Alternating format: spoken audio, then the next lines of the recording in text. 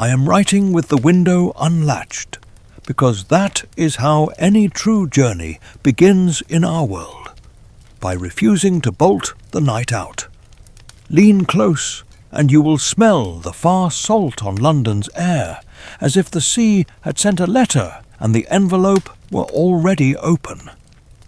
The nursery floor glows like a second moon where the city lights gather. The clock hushes itself when it thinks children are sleeping. We were not sleeping. We listened to the hinge of the world and heard a boy who would not keep time and a girl who would stitch a little of it back for him so the rest of us could breathe. Neverland is not a place first. It is a keyhole you press your ear to. That night, through the keyhole, I heard our lives change. I was slightly then, only slightly, which is to say 6 talents and master of none. Peter had named us as if dealing cards. Nibs like a pen, Tootles like a whistle, Curly like a flourish, and me like a shrug disguised as a boy. We slept under roots where the island dreams slow and the bark keeps patient watch. There is a good comfort in sleeping near a tree. It dreams in the long measures, and you catch its timing if you lie still enough. You need that timing when you live with Peter. His joy is a weather system. It can polish the sky or toss your roof into a hedge. Before Wendy, there was laughter ending because no one said enough now. There were games that began in triumph and ended in shouting for another, not in washing hands. We did not know we wanted such a sentence until she stood at the window with moonlight on her cheek and Peter tugging at what he had lost. He had left his shadow like a sulky guest, and it refused to follow him home. Soap was his first idea. It looked bright, slipped beautifully, and held nothing. Wendy threaded a needle. She spoke to the shadow as one speaks to a bird that is not sure of the offered perch. Hush now, come now, be good, and you shall belong. The shadow listened. She worked along the edge of his heel, and for a breath his face looked almost willing to become still for someone other than himself. There are miracles without glitter. A needle, a thread, a boy who does not pull away. Peter crowed when it held. That is the exact word. His joy comes from the chest, the way a herald's trumpet does. He asked for a kiss. Wendy, being London bred and bedtime taught, produced a thimble, as if she had been waiting for this exact ceremony all her life. He returned the favour by discovering in his pockets an acorn button that became a kind of promise. Exchanges do not need to be understood at once in order to be true.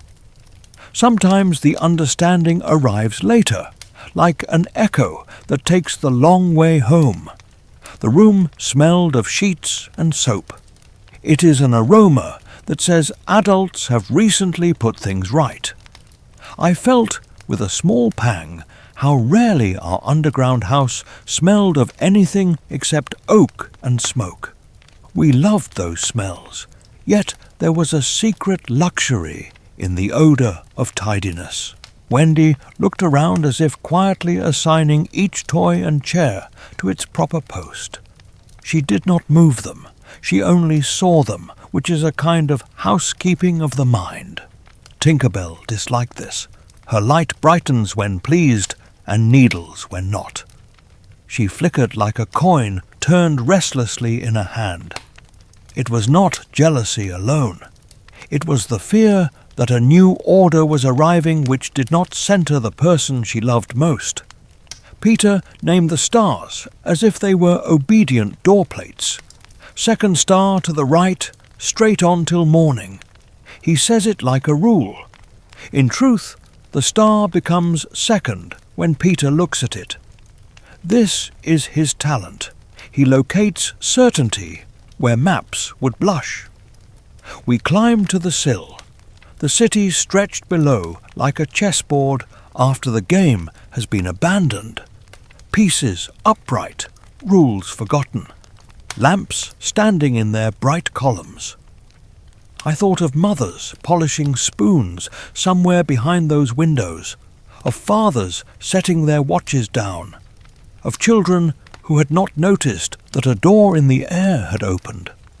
I made a quiet promise to bring Wendy back, even if she found the island better than the nursery. Slightly has always been slightly cautious, slightly loyal, slightly haunted by the idea of losing a thing before knowing its name. We practiced hovering. It is a kind of listening with your whole body. Up and down, agree not to quarrel, and you meet them in the middle. John attempted to lecture his feet on buoyancy. Michael treated it as a game of becoming a bubble no one must pop. Tootles clutched my sleeve and whispered that he could not think thoughts lovely enough to lift him. I lent him one. It is a good trick when you have not yet found your own. Borrow a thought until yours arrives. I thought of the way he chews the end of his sleeve when trying not to cry. It is not lovely exactly, but it is love, and that proves sufficient. A small pause for ordinary air. If you have ever taught a child to ride a bicycle and felt the empty air where your hand used to be, you know this hovering. If you have ever passed a bowl around a table with nothing in it and laughed anyway, because the people were enough for a night, you know our first supper to come. If you have ever opened a window during rain for the simple sound of it, you know why we left it unlatched. When we lifted at last, the first rise was not graceful. Curly knocked his ankle on the sash. Tootles lost his seriousness and had to pick it up from the rug. Wendy's nightgown fluttered like a brave flag. Peter made no effort. He never does. He is effort's rival, and thus its showman. We turned toward the part of the sky that seemed to be waiting for us, and I found that when you leave a room properly, you take its warmth along. Cold cannot catch you if you keep singing. This is true of other departures. You keep what matters by carrying it forward in your manner, not by clutching. If a mother had woken then and looked up, she might have thought us meteors or mischief, or the answer to a wish she made when she was a girl. The city has 1,000 secret histories wedged between brick and soot. Neverland rests on them like a bird on a branch it trusts. We flew between chimneys and across ridge lines, and found, to our surprise, that we could recognize our island from here, the way you recognize a melody even before the chorus. It was not in any one star, but in the way the stars arranged themselves into a road, because we were searching for one. I will tell you later about the house under the tree and the soup you can ladle with a wooden spoon from an empty pot and still feel full. About the lagoon where mermaids laugh like glass beads rolling along a table. About a pirate who hates the clock so much that fear learns to tick. For now, it is enough to say that Wendy carried with her a fragrance of soap and kindness and blankets. It clung to us like a promise and made the air ahead feel less like an unknown and more like a room we could tidy. Gratitude wanted its say before we went. Wendy told John and Michael to thank the air for bearing them. She did not look at me, yet I answered anyway. Thank you. Gratitude, spoken aloud, makes a little floor where a moment ago there was only sky. We rose on that floor. Tink pinwheeled ahead with sulky sparks. Peter shouted "nearly there," which is one of his favourite phrases. Nearly gives him the thrill of arrival with the escape of delay. I called to him so he would remember that ideas need company. He came back with his carelessness arranged into charm. "Faster," he cried, "we are nearly there." But we still wonder whether the window we leave unlatched for wonder is the same window through which responsibility returns, and whether the art is not to choose between them but to keep the hinge oiled so both may enter and depart without breaking the frame. Slightly, we'll try to keep that hinge bright. I will tell what happened next as carefully as I can, leaving the sharpest parts to be understood and the tender parts where they belong, in your keeping. By the time the city gave up its last chimney, the sky had learned our names. Peter threw his directions ahead of us, as if laying down planks on a bridge that did not yet exist. Second star to the right, straight on till morning. He says it like law. We received it like luck. The moon paced us with auntly concern, and London turned from chessboard to coal, from coal to rumour, until there was only breath and the soft rasp of sleeves brushing night. Fairy dust kept forgiving our elbows. I tried once to brush the grains from my wrists, worried I might be stealing from the others. Tink flashed past with a scolding brightness that meant, "Keep it, foolish boy," as if generosity itself had been offended by my thrift. Her light was all prickle and purpose, but the dust she scattered clung as though it could not help loving the inconvenient among us. That is a hard lesson and a kind one. We took a rest upon a cloud that chose to be soft. Clouds will do it if you land with manners. Peter complained that pausing turned flying into walking with decorations, then wheeled above us to prove his point by refusing to be tired. Wendy sat with her nightgown tucked under her knees, thinking the sort of thoughts that lift more reliably than any dust. A cup set upside down to stay clean, a lamp turned low for those who come home late, a window that shuts out draughts but never children. John calculated how far we had come and chose a number that sounded like a victory. Michael tried to catch a star, discovered they are not pets, and forgave them. There is a truth about the island that I did not know I knew until the sky started to change its mind for each of us. Peter's Neverland appeared first, cliffs and caves and high ledges for crowing. Wendy's followed, shaping a house into the roots of an enormous tree, a door already humming with welcome and scolding. I recognized mine by the path's little tracks that promised to remember me and turn just when I liked to turn, as if they had been listening to my feet for years.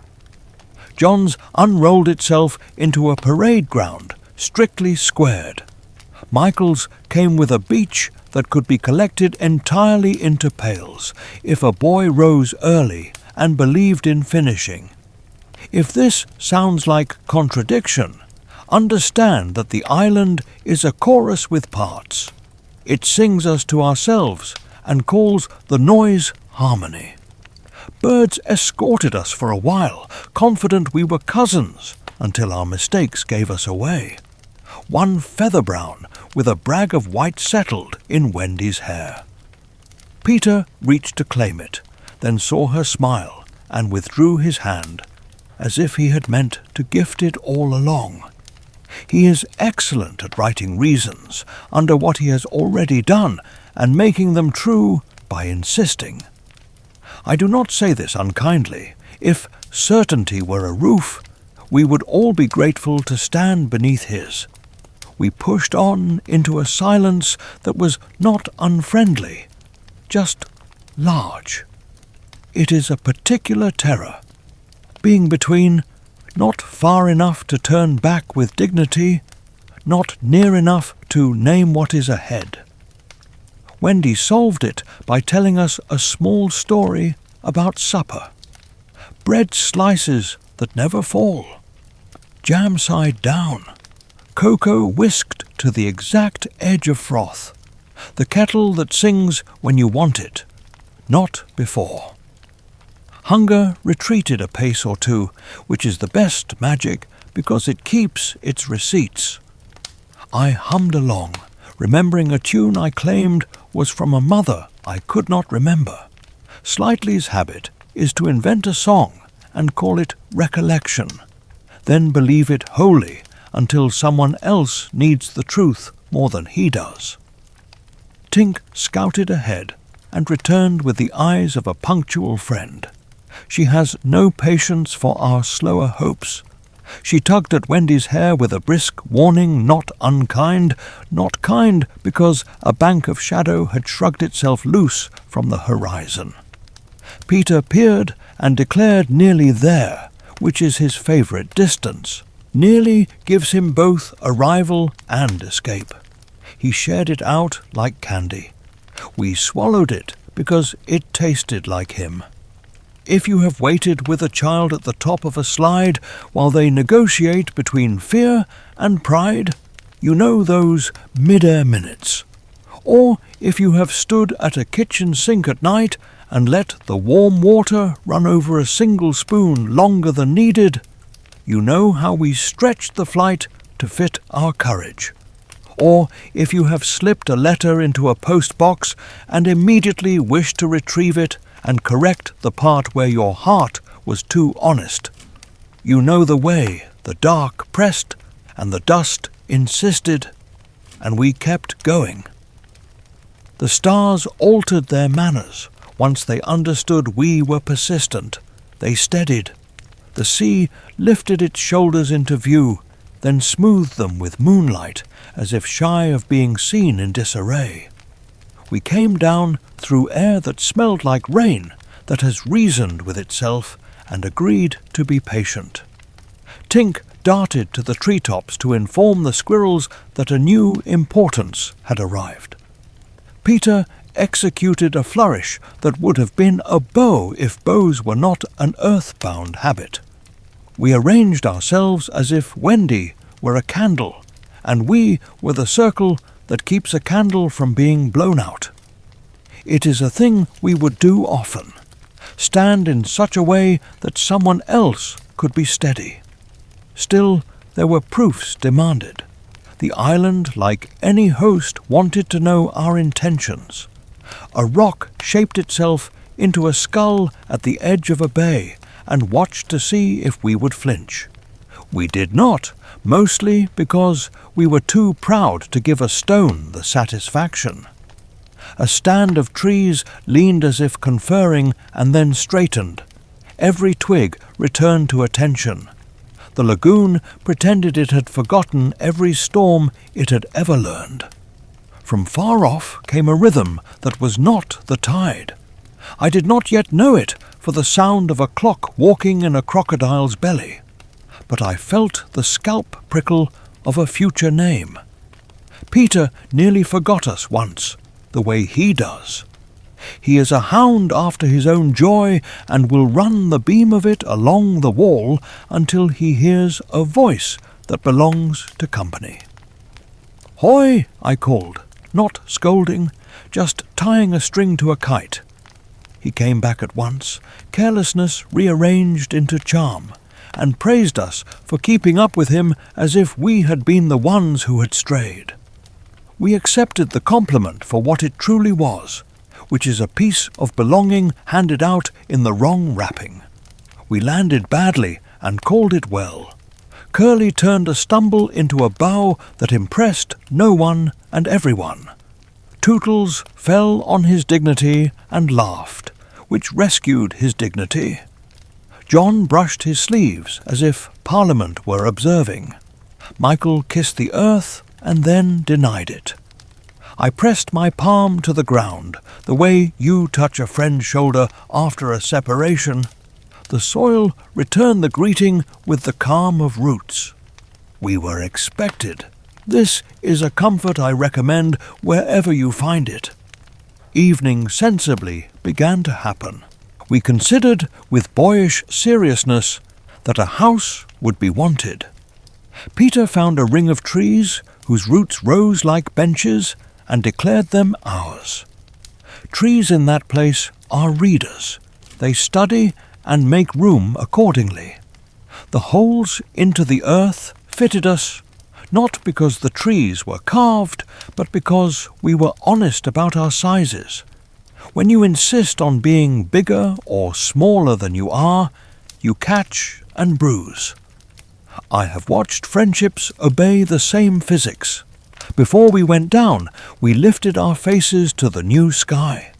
A bird flew across with such deliberate clumsiness that we loved her instantly. She was building a nest on water and was not yet good at it, which meant she had our respect. She tested each reed against the small arguments of waves and adjusted without drama.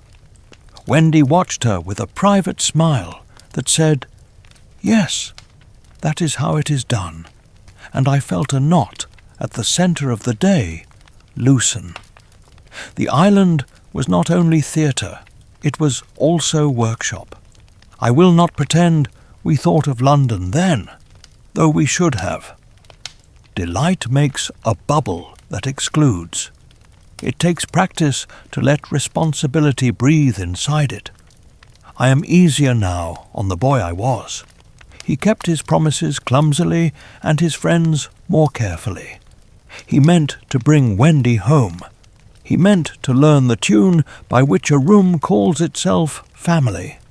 He meant to be brave in the exact shape of his fear, which is an ambition I still admire.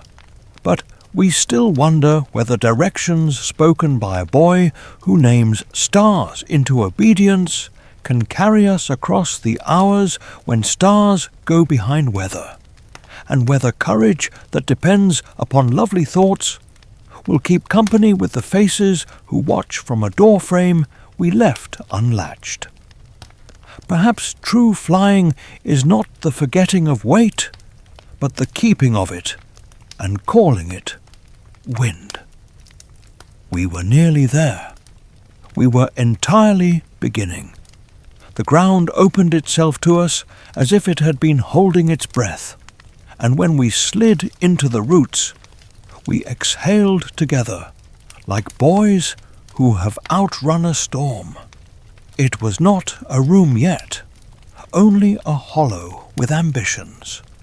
Wendy stood in the middle and spoke softly to each shadow until it remembered its purpose. "Here, this will be the table. Here, this is where spoons live." The spoons were slices of smooth bark set on a shelf of knotted wood, but her tone gave them handles that did not splinter. Peter took the highest crook of root for a throne and gave us orders with the generous impatience of a boy who likes the sound of his own bravery. He wanted supper and a battle to follow it, and a triumph to follow that, and then a story in which he had already triumphed. He wanted everything before the matches were struck. We washed first because Wendy said so. There was a trickle of water in the wall and a rag that became a towel in her hands. Thumbs too, she reminded, and even our thumbs seemed suddenly invited to belong. Tootles scrubbed as if polishing a coin of luck. John examined each nail with a gravity that made me think of cities and schoolrooms. I did as I was told, and felt something unknotted in my chest, the sort of untying the kettle performs when it finally begins to sing. Supper arrived the way certain miracles do, by agreement and a wooden spoon. The pot was empty, the steam obedient, our hunger eager to be persuaded. We passed the ladle with careful ceremony. "Say thank you," Wendy said. and the broth answered by becoming exactly what each of us needed. Peter swallowed a heroic mouthful of nothing and declared it the best stew of his life. Curly requested seconds of the part that smelled most like onions and managed to cry with pride. Nibs announced that dessert would be pudding of air and wrote a recipe with his finger in dust. I discovered a whistle in a hollow twig and coaxed out a tune so plain that it tasted like bread. If you have ever eaten toast at midnight and felt the room become friendly, you know what that tune did. Tinker Bell hated all of it on principle.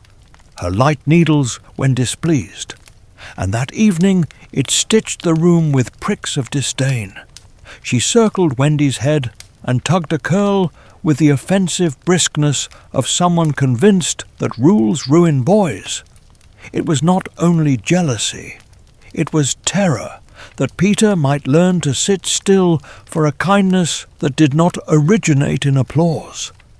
Peter received the scolding as attention and grinned, because he cannot imagine a world in which devotion is dangerous. He cannot imagine it even when it is. We would need beds, so we assigned corners. Trees in that country are good readers. They study you and make room accordingly. The trapdoors into the earth fitted us because we were honest about our sizes. When you pretend to be bigger or smaller than you are, the bark catches and leaves a mark. I have known friendships that obey the same blunt truth. My cubby was slightly narrow, which suited me and became a joke I could love. Wendy tucked a leaf behind my ear so it would stop tickling, and told me I played better when I was not distracted. I have tried since to earn that kind of sentence. After supper came medicine and ceremony. Wendy produced a thimble and said it would make us strong. Peter drank air with valor and nearly choked on the dignity of being brave. We applauded. It is hard not to reward courage, even when it is half theatre. She found the acorn button Peter had given her in the nursery and hung it on a green stalk around her neck as if it were a locket. I felt the story shift very slightly, as if a gear had engaged that would turn later when we most needed turning. The acorn did not know it yet, but it had already chosen its hour. Night learned our names. We lit jars of glowworm and called it candlelight. Shadows settled where they were asked and stayed arranged. Wendy told our first true Neverland tale, not about swords, about bedtime and a dog who understood duty, and a city where windows open for children and close for drafts only. Peter objected to the dog and demanded more about the window. He prefers architecture that absolves him. The rest of us listened until breathing matched and shoulders lowered. If you have ever stood in a doorway and listened to a voice in the next room until your heart remembered its rate, you know the medicine she brewed. We practiced manners as if we could play ourselves into a family. Please and thank you. After you, which is both courtesy and mathematics, because it keeps collisions from spoiling games. Sorry, which Peter performed like a sword flourish, splendid and a little untrue, and still somehow useful. I offered a tune between phrases so the words would not feel alone, and the room seemed pleased, the way a kitchen is pleased by the first slice of apple on a clean board. Above us, the island rearranged its face. The lagoon practiced innocence. The skull-shaped rock rehearsed menace. Far away, something ticked that was not a clock on a shelf. The sound crawled along the edge of sense and slipped away. We knew about pirates, in the way thunder is known at breakfast. Hook's name had not yet been spoken, but a stripe of dread was already painted along the horizon, and we would not see it until it shook itself into weather. Before sleep, Wendy sewed tiny marks into our collars, the crooked letter that made us hers without cancelling any other claim on us. Peter accepted the needle's approach as a compliment to his invincibility, and then tried to crow with his eyes half closed. Tink sat on a cross-root and sharpened her scorn until it was small enough to hide behind admiration. She understands how to be near without yielding. It is not a talent that makes life easy. I will confess, a vanity that is not handsome. I insisted I remembered the lullaby my mother had once sung to me, and hummed it with the confidence of a boy who confuses invention with recollection. The others believed because they wanted to, which makes them generous and me fortunate.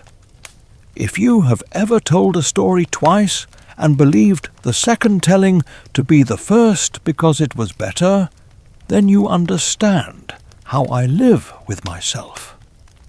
When the glowworms dimmed, the underground room made shadow into privacy rather than fear. We settled our envies and our elbows. Wendy kissed foreheads and tapped the acorn with a respectful knuckle, as if it were guarding a door we were not yet allowed to open. I did one last inventory because slightly keeps lists like others. Keep marbles. We owned a story, 7 thank yous, 4 clean thumbs, a kettle that simmered because we said so, and a tune that could be whistled when dread tried to sit too close. Sleep did not arrive without errand. It carried small reminders, the way a careful aunt carries pins. Tomorrow you will find a path that remembers you. Tomorrow you will be asked whether you can be brave without being cruel. Tomorrow someone you have not met will need rescuing from pride disguised as rope. The island whispers like that when you have been polite to it. It prefers guests who tidy their voices before bed. Morning came by attention rather than light. We woke because roots hum when day begins, and because somewhere above us a bird was learning how to build a nest on water and refusing to accept bad advice. We climbed to the clear and tasted wind that had been to the sea and returned with news. Peter was already inventing appointments with danger. Wendy counted us quietly and nodded when the sum matched her hope. Counting is not the same as owning. It is the courtesy a shepherd gives to a hillside, and it is the skill that keeps a home from becoming only a hole. We stepped out, and the island tried a friendliness that felt almost like a challenge. A fox followed at a distance like a question with good manners. The trees offered a dozen paths, as if to ask what we meant by being here. Peter pointed in 3 directions and called each of them there, as if he were giving the world a choice of how to please him. I drew a small map in sand with a stick that could not read, and felt better when the lines agreed to stay. If you have ever written a list in the morning and crossed off the first 2 items, only because they were easy, you know why the map helped. We met the lagoon at noon and the mermaids with it. They noticed Wendy and laughed with the sound of pretty glass that does not mind cutting. One slid near and tugged Wendy by the ankle to see whether courage floats. Wendy, startled, stilled and said, "Please do not," in the voice of someone trained to speak to fountains and strangers alike. I passed her the mooring vine from our nothing of a boat, and the water let her go. Not generous, only persuaded. Peter praised the tug for its style. I did not praise, I moved nearer. The never bird worked reeds into a floating nest with the stubborn tenderness of a problem solver. She was rehearsing rescue long before we admitted we might need it. By evening, we had a home that could hold a story, and a story that could hold us.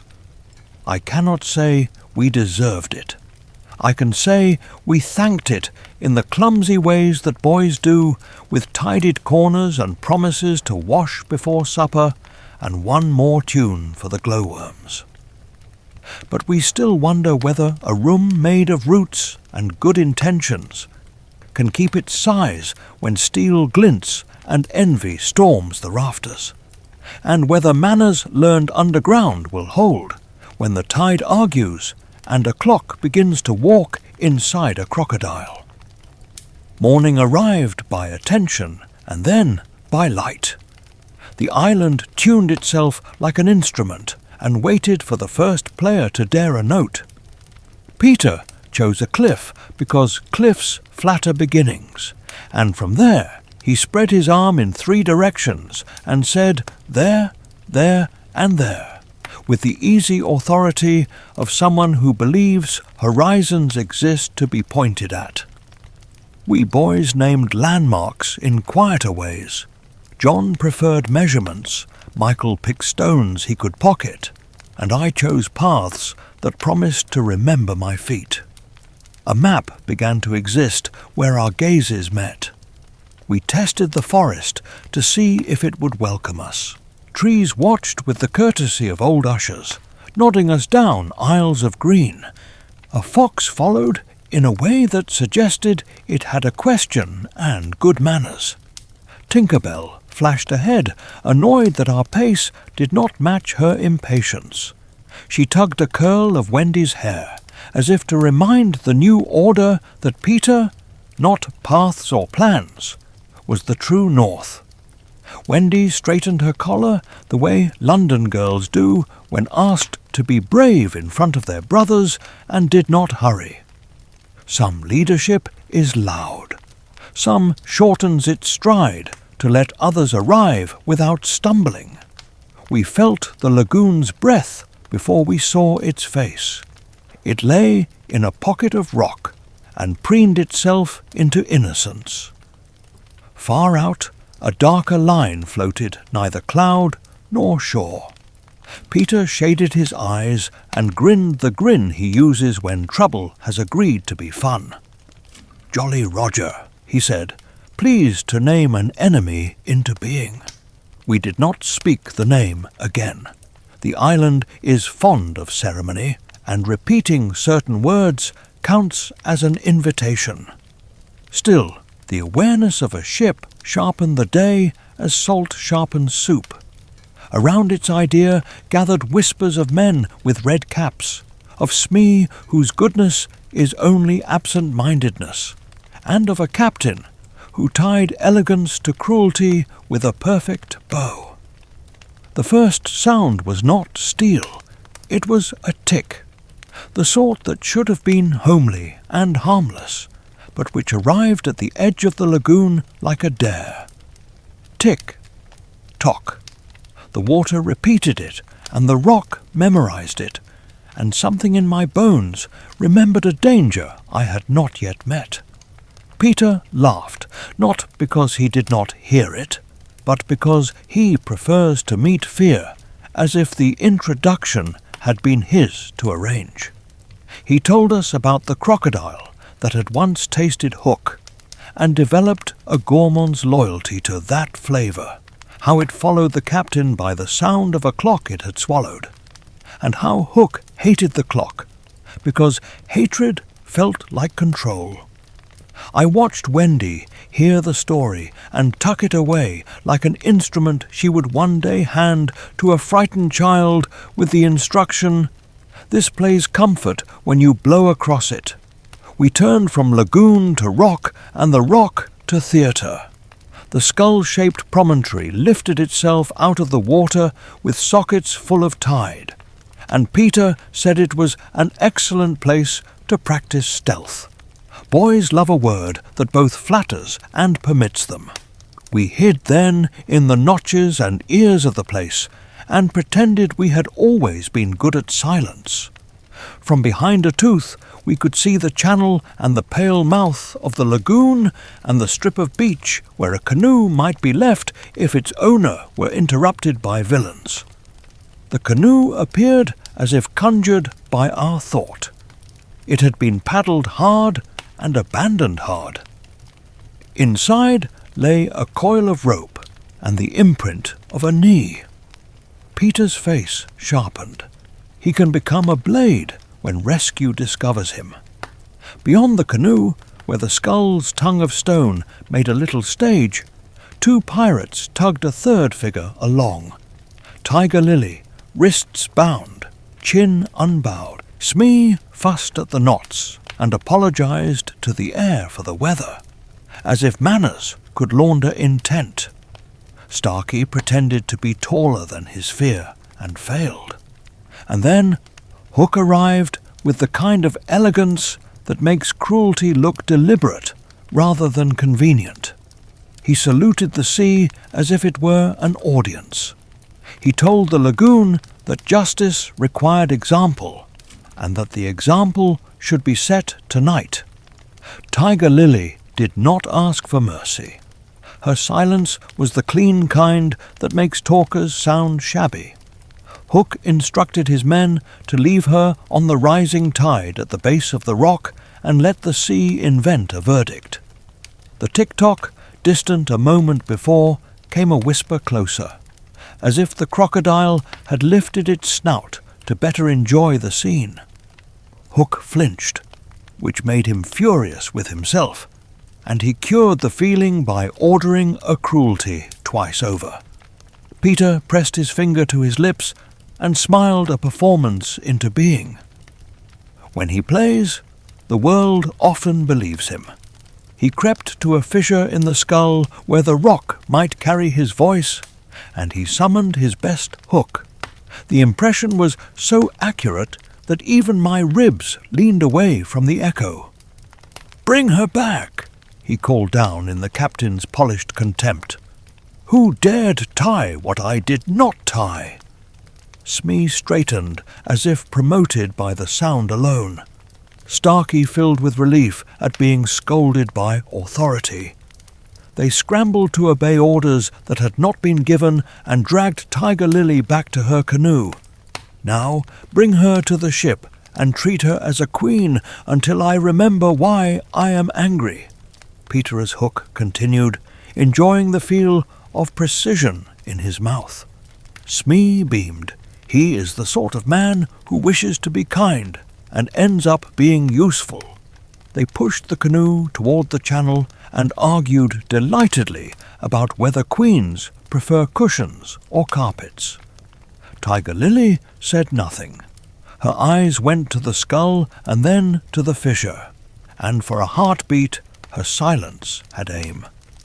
Hook returned from the edge of the cliff where he had measured the tide against his satisfaction and noted the commotion with a boredom so graceful it took me a second to recognize panic.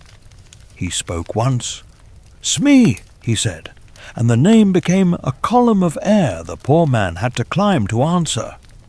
"Why is the prisoner in motion?" "Because your honour instructed us," said Smee, eager to relieve his captain of accountability. Hook drew himself tall enough to injure. "I did not," he said, very softly. Peter could not resist the theatrical reveal. He crowed. Hook's hand went to his sword and then to his ear, as if desire and reason were arguing for proximity. The clock surged closer. The crocodile arrived in sound before it arrived in shape. Every pirate in view made a child's face for half a second. Peter laughed again, but now like wind around a chimney, delighted by the angles it finds. He shouted for the prisoners to be freed. He shouted for the pirates to look behind them. He shouted because shouting was the rope he had to pull. We did our part. Nibs loosed a stone with unfair accuracy and clipped Starkey's hat from his head, scaring it into honesty. Curly performed a whistle that means trouble to gulls and help to friends. I slid along the rock to the waterline, where the canoe would drift within reach. I had seen the Neverbird practicing rescue, and I trusted my hands to imitate a mother. Hook lifted his sword with the impatience of a man whose schedule has been insulted and lashed at echoes. The crocodile's snout broke the surface with the solemnity of a cathedral ship. Its eyes offered no drama, only appetite and time. Hook leapt back, and the elegant polish cracked enough to show the scramble underneath. He shoved Smee between himself and the tick-tock, and arranged his fury into later. "Retreat," he ordered, but he embroidered the word so heavily with contempt that it looked like strategy. The men obeyed because obedience is the coin of frightened crews.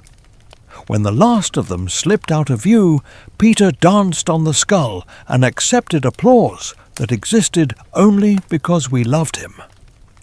The canoe drifted near. Tiger Lily's wrists were raw, but her gaze polished. I leaned from my crack of shadow and offered the rope, as if the current itself had thought to help.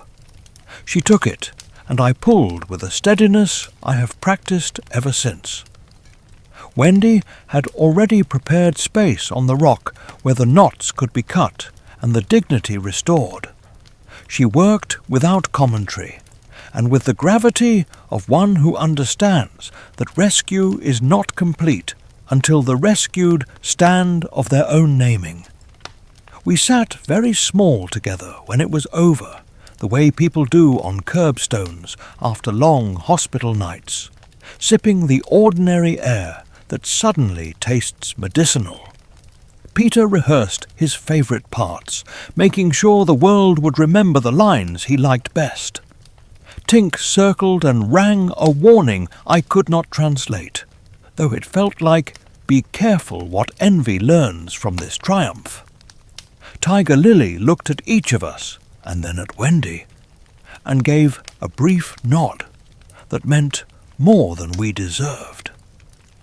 Let a few ordinary images loosen the knot.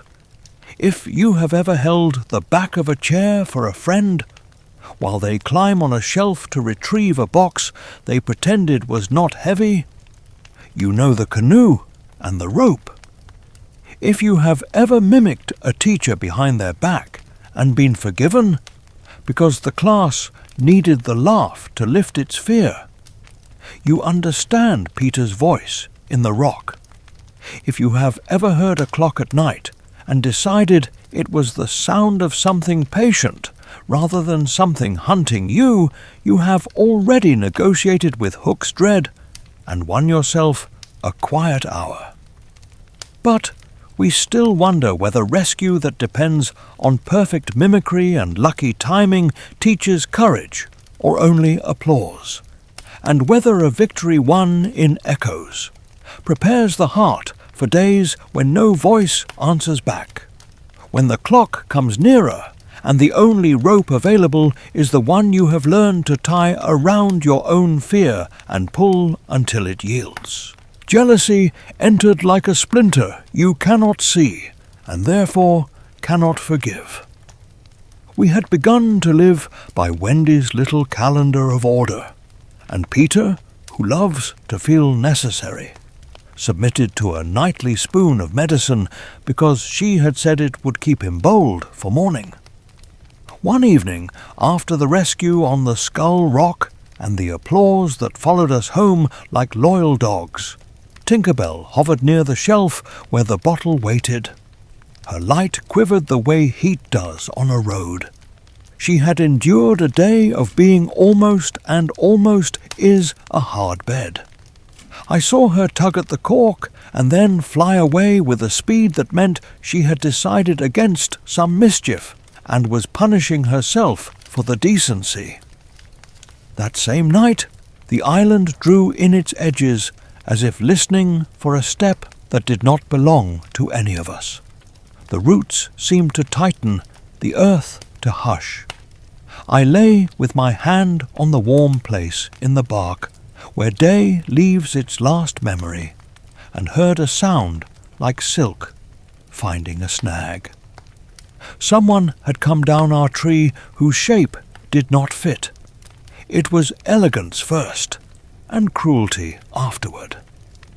Hook lowered himself into our house with the tenderness of a thief setting down a stolen vase, careful not to wake what he meant to break. The glowworms dimmed under his shadow as lamps do under a storm. He regarded the small domestic order that had grown here and smiled with a politeness that hated the scene for surviving without him. He found the bottle by the little folded cloth we called the napkin. He lifted it and held it to his nose as though scent could be sentenced. Then he poured from a vial that stank of gardens gone wrong. The medicine accepted the poison like two notes that harmonize by accident. Hook set the bottle down precisely where it had been, adjusted nothing else, and climbed back to the night, his boots mocking our floor with neatness. I could not move. It is not brave to admit it, but fear sometimes freezes you to the shape of your bed, and courage must thaw you slowly. When I could finally stir, Tink flashed in front of my face with a fury that was part alarm and part confession, ringing the single note that means trouble. And also, do not ask me what part I have played. Wendy returned first, flush with the dignity of having arranged the boys into washing and the room into readiness. Peter arrived after, late by decision, the way he treats clocks he does not own. He was unusually obedient about the spoon, perhaps because triumph still warmed his chest, and he wished to be admired for being both hero and patient in the same evening. He reached for the bottle as if the night owed him sweetness. Tink struck his wrist with a lightning knock, and the spoon clattered. He laughed because he is easiest kind to those who interrupt him with affection. She hovered, frantic, and rang a string of syllables sharp as pins. Peter's face altered from delight to wounded pride to irritation. He told her to stop buzzing and let him be brave. She plunged then. She flew straight into the spoon and down the mouthful that should have been his. It looked like farce until the farce refused to be funny. Her light went out the way a candle goes out in a window. Nobody was watching. She fell to the table and lay there, a little heap that had once been mischief. Peter stared, and all his invention deserted him. He knelt and called her name in the low voice one reserves for emergencies and for people one cannot admit to needing. She drew 3 breaths, small as commas. The 4th would not come without help. Here is how the rescue was meant to work. Fairies, being made mostly of attention, can be mended by belief. In other rooms, at other hours, children have clapped their hands and said aloud what their nurses taught them to say. I do believe in fairies. I do. That lit specks in the air like city windows waking at dusk. We had no city and no nurses. We had glowworms and boys who had learned to say thank you and please, but had never yet been asked for faith as medicine. Peter whispered that she could live if children believed, and the island listened for replies that were not there. Slightly is not a leader. He is a gatherer. I stepped to the door and put my lips to the notch in the bark the wind uses to gossip. I asked the trees to carry a rumour. The rumour was that a small brightness was failing and could be saved by saying yes out loud. The roots went on humming, but leaves began their soft applause. Somewhere, in a nest that rocked, The Never-bird lifted her head and gave a scolding call that mothers understand. In the lagoon, a mermaid slapped the water with her tail and sent a ripple toward us that sounded like someone finally admitting they cared. Wendy leaned over the little body and said, with that London exactness which turns wishes into work, "Live, Tink, and be troublesome again." The light returned the way dawn returns to a winter kitchen, modest and stubborn. First a pinprick, then a bead, then a trembling bell. Tink opened her eyes and saw Peter's face inches from her own. She winked once, like a bad pupil promising reform and planning none, and the room exhaled. She had taken envy and turned it into a shield, and shields are heavier to carry than daggers. For a long minute even she seemed amazed at the weight. We made ordinary noises to untie the panic. John announced that he had suspected the bottle all along and felt better for being wrong. Curly dropped a spoon on purpose to hear it behave. Michael explained to Tink that he sometimes tried to drink for other people and ended hungry anyway. Wendy set the bottle aside where no one would mistake it again, and tied a ribbon around its neck as if binding a lesson in place. Peter stood utterly still, which is his rarest bravery, and asked Tink to forgive him. For the times he had preferred applause to listening. She forgave by flying directly into his hair and tugging until he laughed and swore to sit when sitting was wise. We did not know until morning how close Hook had been to his satisfaction, but we knew now his method. He had tried time. He had tried poison. He would try pride whenever the chance presented itself. He favoured weapons that entered rooms without kicking doors. That night he had been inside our house without a scrape, and the thought made the root walls seem thinner. I moved my shelf of very important nothings a finger's width closer to the bed, and slept with the whistle cupped in my hand. It is a small habit, like checking the stove twice before leaving, that makes fear think you are larger than you are. Let me place a few homely pictures here to steady the heart. If you have ever snatched a child's hand back from a kettle just before it kissed the heat, you know Tink's plunge and the sudden silence that follows fright. If you have ever watched a friend reach for a word too sharp to say and offer them a softer one to use instead, you know the ribbon around the bottle. If you have clapped in an old theatre when the lights flickered, not because you believed your hands ran the electricity, but because hope needs the sound, you know how the leaves applauded. The acorn button at Wendy's neck glinted in the glowworm light. She touched it as if checking a clock no one else could read. It had saved something once, though not yet in our telling. She looked at Peter, and then at Tink, and then at us, and arranged the room with a sentence. No one drinks alone again.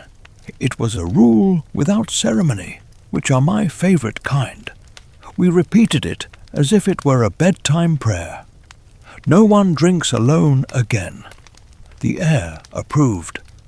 Before sleep, Peter tried to make a tale of what had happened, trimming it toward his strengths, but the edges would not obey him. He was forced to tell it plain. A brave person did a foolish thing for love, and love lived because others answered when called. He said it and looked embarrassed to have been ordinary. It made me love him more. Extraordinary boys are delightful. Ordinary boys who admit it are family. In the last hour, when rooms hold their breath and decide the fate of dreams, I lay awake and counted the small proofs that we were learning. We had moved from applause to attention. We had learned that envy can become guard if it is loved correctly. We had discovered that Hook's manners were a weapon, and that ours could be shields if we remembered to use them. I promised, as I do, slightly and entirely, to keep watch over spoons and shelves, and the place where roots hum hottest, and to listen for silk against bark. But we still wonder whether belief that revives a single light can hold when whole skies darken, and whether rules we make in a gentle room will stand when a door is kicked, when a ship's shadow falls over the lagoon, and when kindness is asked to do more than clap. I wonder because tomorrow would bring ropes and ringing steel, and a captain who could turn elegance into a knife with only a glance. I wonder, and yet I sleep, because the leaves had taught us how to applaud, and because a fairy had chosen to live. Night cleared its throat, and the island answered by dimming every shiny boast. When the roots hum low like that, trouble is choosing a coat. Peter took it for invitation and proposed a raid before bedtime, which is how most of his wisdom begins. Wendy vetoed the raid with a bowl and a story. She called us to wash, counted us by the tilt of her chin, and told of a window that remembers every name it has ever opened for. Peter pretended boredom and listened so hard his shoulders forgot to swagger. The glowworms steadied. For a while our room was only soup of air and the comfort of belonging. Hook spent that while arranging the world to suit his dreadful patience. He is never idle. He simply lets idleness do the work. From the brush above our trees came the hush of steps that knew how to apologize before they fell. Smee shushed the leaves with good intentions. Starkey oiled the hinges of his fear with muttered bravery. The captain stood in black with his griefs shining. He raised a hand and the forest obeyed. Pirates understand the dignity of quiet when cruelty is near. They tried honey first. A pipe breathed a tune at the lip of our door. One of those thin melodies that lures a boy's pride out to dance where the dark has room to applaud. Peter smiled at the challenge. He lives for duets with danger. I laid a finger on the warm seam of bark and whistled the two-note caution I keep for nights like this. Wendy heard, and her story took a turn into slowness, the kind that makes a house heavy enough not to be lifted by lies. Tink, recovered and wicked with purpose, zipped to the entrance and spun a thread of light that said, "Not yet." Honey curdled to bait. A voice called down in fair London tones. "News from home, darlings," it sang, the kind of voice that dusts picture frames and sets hot milk beside beds. Peter took a step. Even courage wants to be a child again, now and then. Wendy caught his sleeve and answered through the seam that our home had sent us with enough love to last a season, and we would not spend it all in a single night. You could feel the forest pout at being denied the theatre. Hook let the pout become plan. He knows boys by the sound of rope. A loop fell and found John's arms with a politeness that felt like permission. Another loop kissed Curly's ankles, and then confessed it was stronger than courtesy. Smee murmured, "Bless me while binding Michael," which is the sort of blessing that leaves marks. I slipped to the wall where the root is warmest and signalled again. 3 notes this time, and Tootles ducked at the memory of my lessons, so the rope meant for him snagged only air and a fern's pride. Wendy stood, not shrinking or shouting, and said in a voice that makes furniture choose its proper corner, "Boys, breathe and keep hold of one another." It slowed the capture, which matters, because slowness buys thought. Peter leapt for the door as if he could fight night and knots with his name alone. Hook anticipated the leap and met it with elegance sharpened to harm. He did not go down to us. He invited Peter up with a flourish of moonlit steel, choosing the stage where he looks tallest. Peter took the invitation and vanished into the trees with a laugh that asked us to believe laughter keeps a blade dull. I believed and did not. One can do both, as anyone who has waved bravely to a friend at a hospital corridor knows. They took us to the beach in a procession without music. The sand kept our footsteps as evidence. The Jolly Roger waited with that terrible tidiness villains prefer. Tar smelt like a sermon no one wanted to hear twice.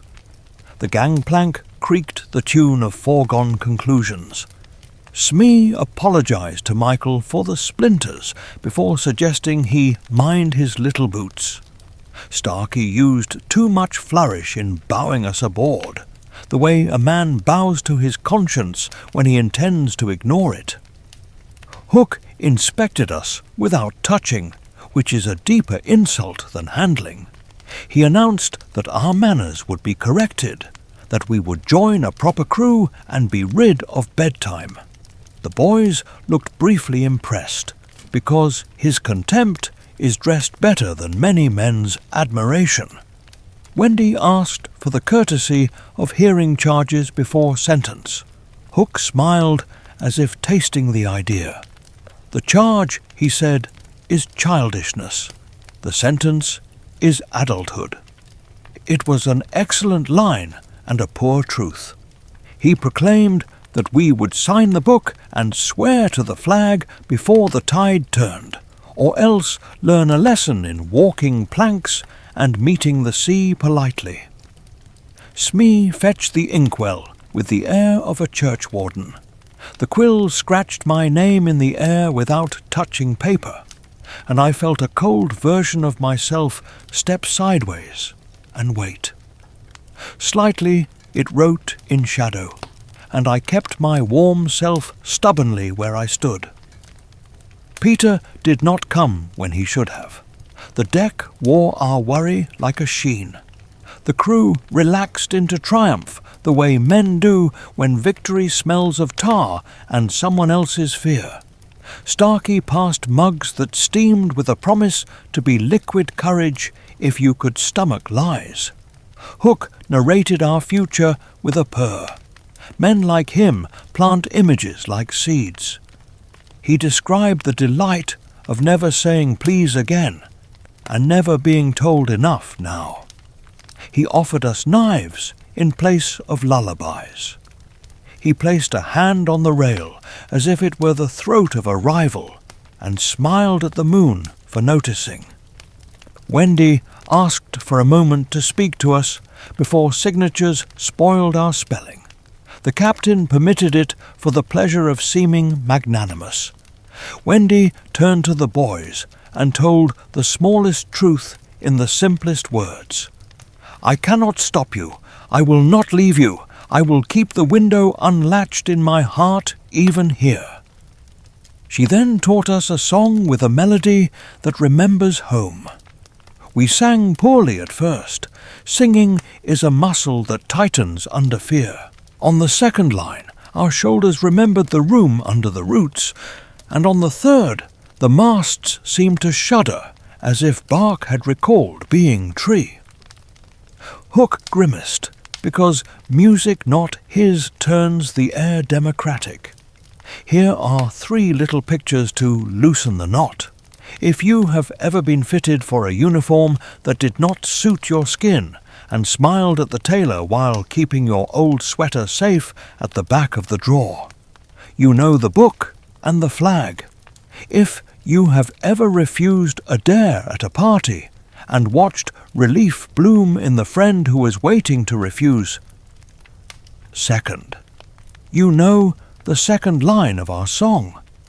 If you have ever smelled hot tar on a summer road and thought of how a kitchen floor shines after mopping, you know how terror and tidiness can confuse the soul. When Smee passed the quill to me, I bowed as if to accept a solemn sacrament and sneezed with such theatricality that ink jumped like a startled beetle and blotted the page into illegibility. Smee apologized to the blot. Hook's smile thinned. He turned to Wendy and offered her the post of mother to the crew, sharpening the title into insult. She accepted the word and removed the sting by filling it with meaning.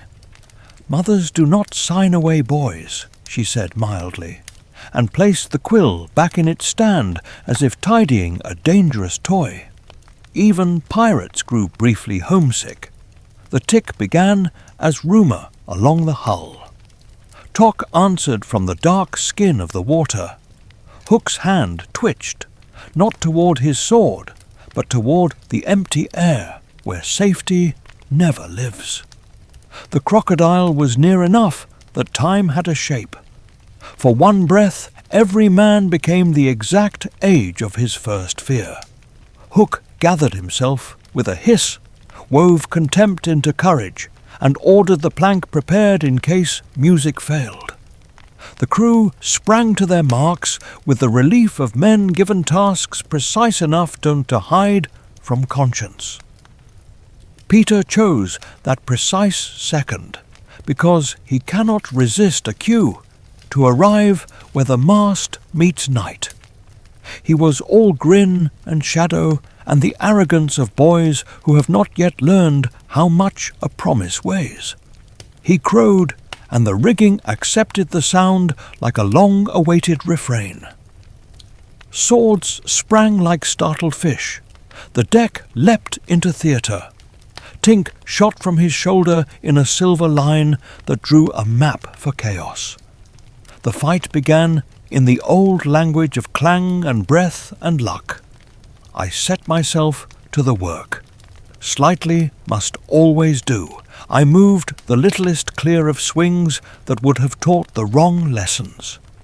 I kept our song low and steady, so courage could match it. I watched Wendy's hands for the moment they would become rescue, and found that they already were, untying knots between words, retelling each boy his name so he would not answer to pirate too soon. Smee fought kindly, which is a disgrace to kindness, and apologized to me while aiming to bruise. Starkey swung wide and hit a barrel and said sorry to the barrel. Hook and Peter met at the bright centre of the deck, elegance and laughter striking sparks that believed themselves eternal. Peter fought like weather, sudden and flashy. Hook fought like a sentence with perfect grammar that means harm by precision. Their blades argued about what a boy owes time and what time owes a boy. The tick-tock came nearer, and I saw the shudder cross Hook's face as if his shadow had remembered being bitten. But we still wonder whether a courage that needs applause can hold when the deck empties of clappers, and whether elegance that despises clocks can ever teach mercy to a hand that trembles at the sound of one.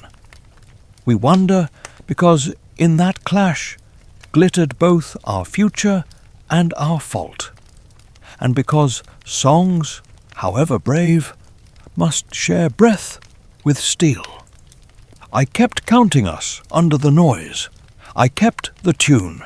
I kept the place in the story where rescue can find its entrance when pride has finished speaking. The tick arrived before its owner, each sound placing another invisible foot upon the deck. Hook froze a fraction, the way a portrait does when the painter's brush hesitates. Peter heard it and grinned, amused to find time pretending to be a creature. He began to mimic the sound with his blade, tapping the guard against the rail in bright little rhythms that mocked dread and made the crew flinch in waves. Tick, tock, tick, tock. It was not kind. But then laughter in a storm is not always charity. Sometimes it is a lantern you swing at the dark to convince it you are larger. The crocodile surfaced where moon water collected at the hull, snout first, as solemn as a cathedral coming into port. Its eyes were steady, not cruel, and that was worse for Hook. Cruelty can be bargained with. Steadiness cannot. He retreated a step as if the plank had discovered it could walk toward him. His sword kept its polish but lost its grammar. He slashed at echoes, at spray, at anything that threatened to be certainty. The crew shuffled into usefulness, ropes tightened. Muskets remembered drills. Smee apologized to the air for events beyond his competence. Peter took the change in Hook's posture as applause. He pressed the fight, laughing as if the deck had been built for him personally. He is never more himself than when he is being watched by fear and admiration at once. Their blades argued in quick claps. Sparks picked up the rhythm and flung it back at the rigging. I held Michael's shoulder and kept our song under my breath, the low line that keeps high melodies from fraying. Wendy worked along the rails with hands that did not shake, untying small humiliations and replacing them with names. Curly, she whispered, and a rope forgot its claim. Nibs and a knot remembered decency. Hook regained language in a single sentence that had hurt many before us. He praised the crew for their efficiency, made contempt sound like courtesy, and ordered them to prepare the plank for a lesson in gravity. He did not name which pupil he meant. Naming would have admitted preference, and Hook believes in punishments that look like principles. Smee bobbed. Starkey saluted his own shadow. The rest set boards across the open mouth of the sea. The crocodile matched the ship's breath with its own, waiting as if patience were a kind of hunger. Peter, delighted by theatrical structure, sprang to the plank to treat it like a stage. He danced along its length and dared Hook to follow. The captain stepped after him with that elegance he straps on when the ground is unsure. They measured one another in half steps and steel. Peter played tricks feints that combined boyish mischief with real danger, and Hook answered with the geometry of malice, all clean lines and good posture. Each had a virtue that makes a vice. Peter's delight can become carelessness. Hook's precision can become pity's absence. Let me set down 3 ordinary images to cool the deck. If you have waited in a clinic and counted your breaths to keep the clock from telling you what to feel, you know Hook at the edge of the plank. If you have burned toast and cut away the black bits and told the morning it was still welcome, you know Wendy untying knots. If you have walked beside a child on curbstones and pretended that every post must be tapped for luck, you know Peter testing the board's echo with his heels. The fight slipped sideways. Hook fainted low and then spoke, which is more dangerous than a cut. He said "boy" in a tone that turned it into an insult and a plea. Peter flared at the insult and missed the plea. He lunged. The plank flexed like a word reconsidered. For a heartbeat, I saw both of them fall into the bright mouth of the sea and become a story told by those who were not there. The crocodile waited no malice, only schedule. Tink struck the air between them with a streak of light, a line so abrupt it felt like a new rule. Not yet. The board steadied. Peter laughed to cover the almost. Hook hissed at having nearly needed mercy. Grapples flew from the shadow at the lagoon's mouth, a polite interruption from the shore where the island stages its next acts. The ropes missed on purpose. They were reminders that the world contains other urgencies than our duel. The mermaids showed their hair and not their help. The Neverbird circled with a puzzled cluck, as if someone had misfiled a rescue. Above us, the sails bellied with a wind that had arrived late and wished to be forgiven. The deck's tilt changed the argument's grammar.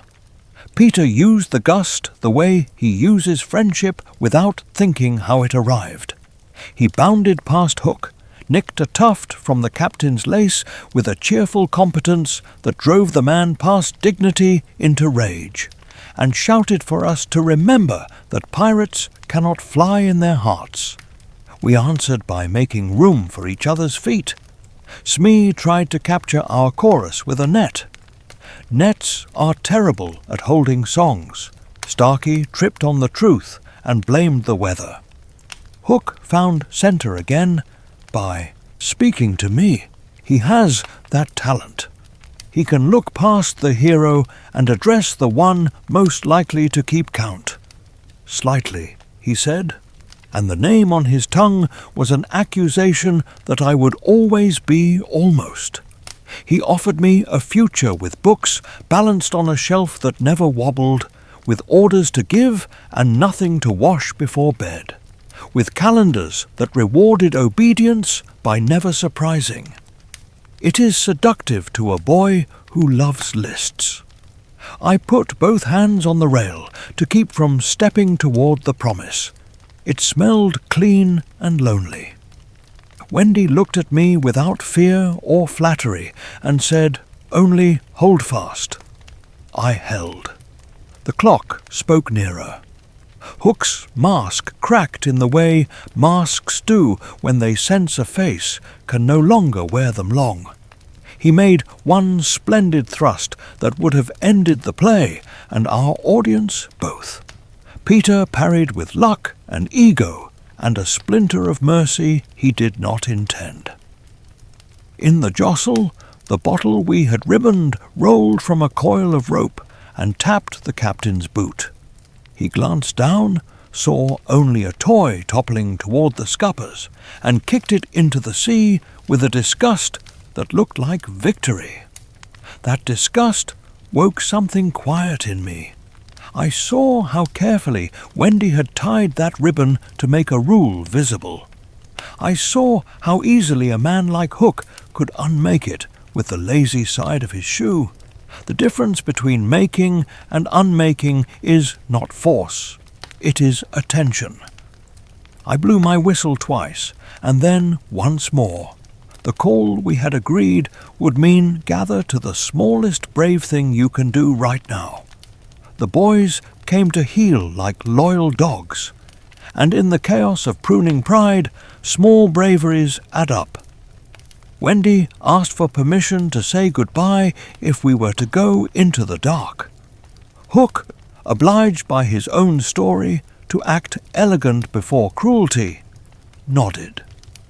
She did not say goodbye.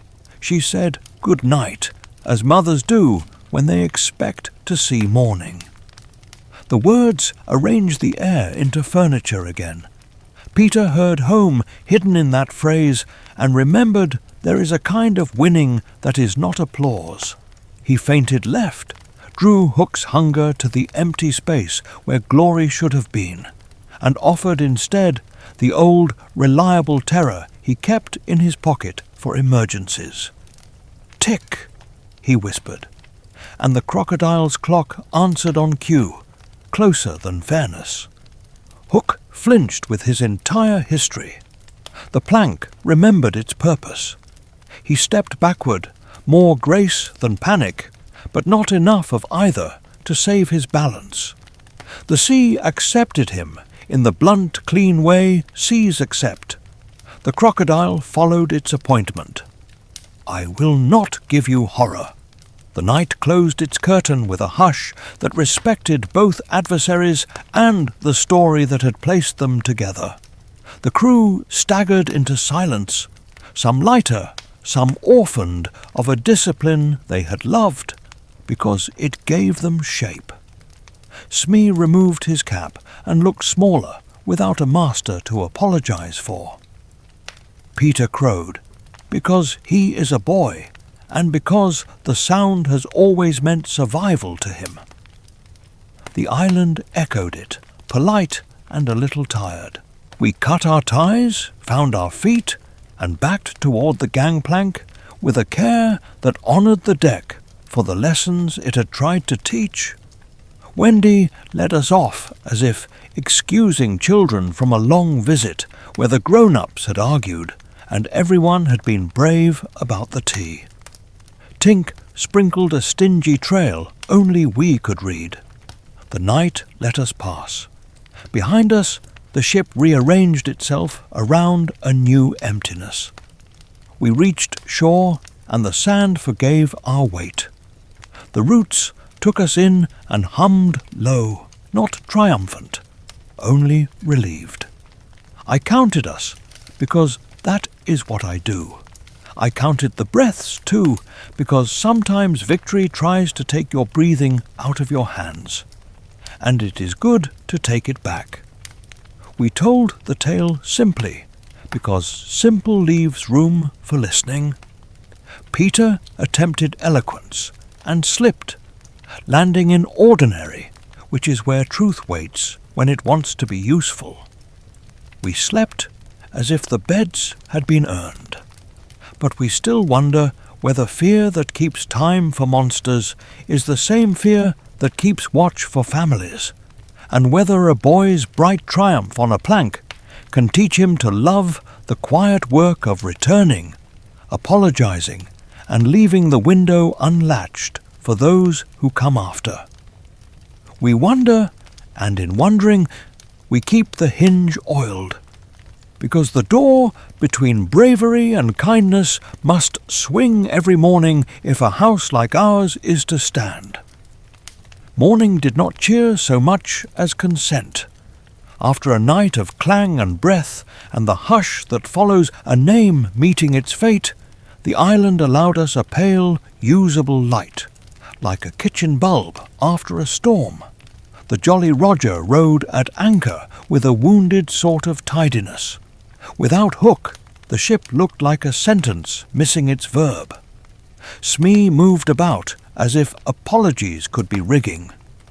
Starkey touched things too respectfully, as though any rope might remember him unkindly. Peter skipped the deck and called it his, which is how he heals. Tink hovered at the masthead with a proprietary glitter. She had slept in Peter's hair to ensure Dawn remembered whom to favour. Wendy stood at the rail and measured the distance between here and the window that had never stopped being a destination. She did not say London aloud. She ran the word through her hands like a piece of cloth she meant to sew later when no one was watching. We boys distributed ourselves into the work that soothed us. Curly mended, Nibs counted, John inventoried cents, Michael tested the echo of his stamps, and I put the galley to rights so the ship would not think it sailed a rabble. Peter invented a plan. He would turn the ship into a bird. He would take us home and then bring us back, and then repeat the trick whenever boredom looked like weather. He pronounced the idea so handsomely that the timbers themselves creaked toward agreement. Tink's dust fell in a practiced drift and made the air taste like a forgiven mistake. The sails, hearing rumour of flight, stood taller. I have observed that even wood enjoys being promised a second purpose. We had to teach the deck our names. A flying ship will not carry strangers. We walked it end to end, speaking softly the syllables that bind. Wendy placed a palm to the figurehead and introduced herself like a neighbour offering sugar and borrowing courage. The carved woman stared past us with proper nautical disdain, and then, by infinitesimal degrees, relented. I saw the movement and loved her for pretending not to move. I know the courtesy of slow acceptance. Slightly keeps it in his pocket with spare string. Smee approached, hat in hand, asking whether emancipation included instructions for ordinary decency. He is the sort of man who could have been good if someone had told him a useful story early and often. Wendy told him one now. It included sweeping and fresh water, and the difference between obedience and honour. He listened with the humility of a broom. Starkey hovered, wanted to borrow the humility, and settled for polishing brass, as if gleam could serve as amendment. Peter tolerated the lesson because it made his ship brighter. We tested the first lift at noon, when the wind had finished its coffee and could be counted upon. Tink traced a circle, stingy with dust, because generosity is how mistakes are made. The sails took breath, and then opinion. The hull trembled like a dog deciding whether to leap into a pond. Peter shouted up, and the shouting arranged the air into steps. The Jolly Roger shuddered and chose sky. The water let go without being dramatic about it. We rose past gulls, who filed corrections to our form and then clattered back to their own errands. Wendy took the wheel with the steadiness of a girl who has poured tea while thunder arrived, and the ship liked her for it. If you have ever stood on a bus when it starts moving and found your balance by pretending to be a tree, you know our first minute aloft. If you have ever tied a kite's string to your wrist and trusted your hand to remember where you end and sky begins, you know the second. If you have ever listened to a family argument end with someone washing dishes a little too loudly, you know the sound the rigging made until it decided to forgive us. The deck laid down a compromise with gravity. Up, it said, and held. We flew the channel and the island at once, because Neverland is loyal to those who leave properly. The lagoon altered its face to admiration and then to indifference, which is how beautiful places survive. The Skull Rock pretended not to remember us, a favour. The forest bowed us through with the half-ironic courtesy of old ushers. Tiger Lily watched from shore with arms folded and a smile so slight it could have been a thought. She lifted a hand to Wendy, and Wendy returned it. Two rulers saluting borders they intended to keep friendly. Peter strutted at the prow, the exact picture of a captain from a storybook drawn by a child, all outline and grin. He called orders that were pleasanter to obey than they were practical. He told the wind jokes and expected laughter. He demanded the sun lower itself to improve his shadow and pronounced the clouds well arranged. The ship, now delighted with itself, obliged. Even Smee found a melody in the blocks and tackled his work to its beat. The world, having been so recently cruel, indulged us with an hour of being easily pleased. And then, because delight cannot pay for every meal, a crosswind remembered it had been insulted by Hook and wished to insult someone back. The ship yawed with the dignity of an affronted aunt. The boom swung its doctrine. Michael tumbled and would have cracked his joy if John had not grabbed him by the useful part of his jacket. Curly's mending tried to unlearn itself. I tied a pot to a hook because a falling pot can bruise a day. Wendy spoke to the wheel in a language I had heard her use on temperamental kettles. Kindness that expects cooperation. The wheel obeyed, not from fear, but from relief that someone recognized its work. London lifted into view like a certainty unwrapped. Chimneys performed their solemn choir. Bridges stitched the river's banks into agreement. I felt the city recognize us, the way a song recognizes the throat it first loved. I have often thought that places, like people, keep a corner clean for returns they hope for, but do not boast about. Peter crowed, and the sound found 100 glass panes to admire itself in. If you had looked up just then, it would have seemed the sky had put on a child as jewellery. Wendy set our course for the exact square of window that had taught her the grammar of leaving and returning. Tink, in a moment of rare, thriftless grace, spent dust as if accounts could not be overdrawn. The ship rose higher than usefulness requires, and then drifted down in a curtsy that honoured the roof lines.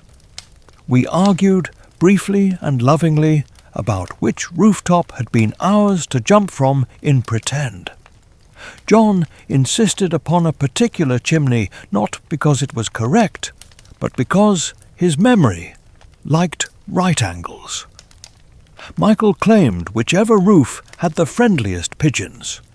I, slightly, said that the window would recognize us before we recognized it, and the ship, hearing a sentence it approved, tilted toward the truth. Inside the nursery was a light that did not belong to lamps. The room had been kept, as rooms are kept, by people who choose hope as a chore. Beds smooth enough to console. Toys arranged not as trophies of innocence, but as tools ready to be used again at a moment's notice. Nana's chain not exactly slack, only thoughtful. I cannot write the face of Mrs. Darling without borrowing back some innocence. She looked as if her patience had learned to sit, and then to stand, and then to sit again, without complaint. She had kept the window unlatched long enough that unlatched had become a kind of prayer. We did not go in yet. Peter circled like a boy, postponing a bath. He is proud of arrivals until they require him to stand still for gratitude. He swore that we would deposit Wendy and the boys, collect applause, and be away before any adult sentences tried to sit on us. Wendy listened, and the corner of her mouth told me she had decided to let him believe it true until kindness required updating the plan. She is generous with grace periods. They make reality feel better when it arrives.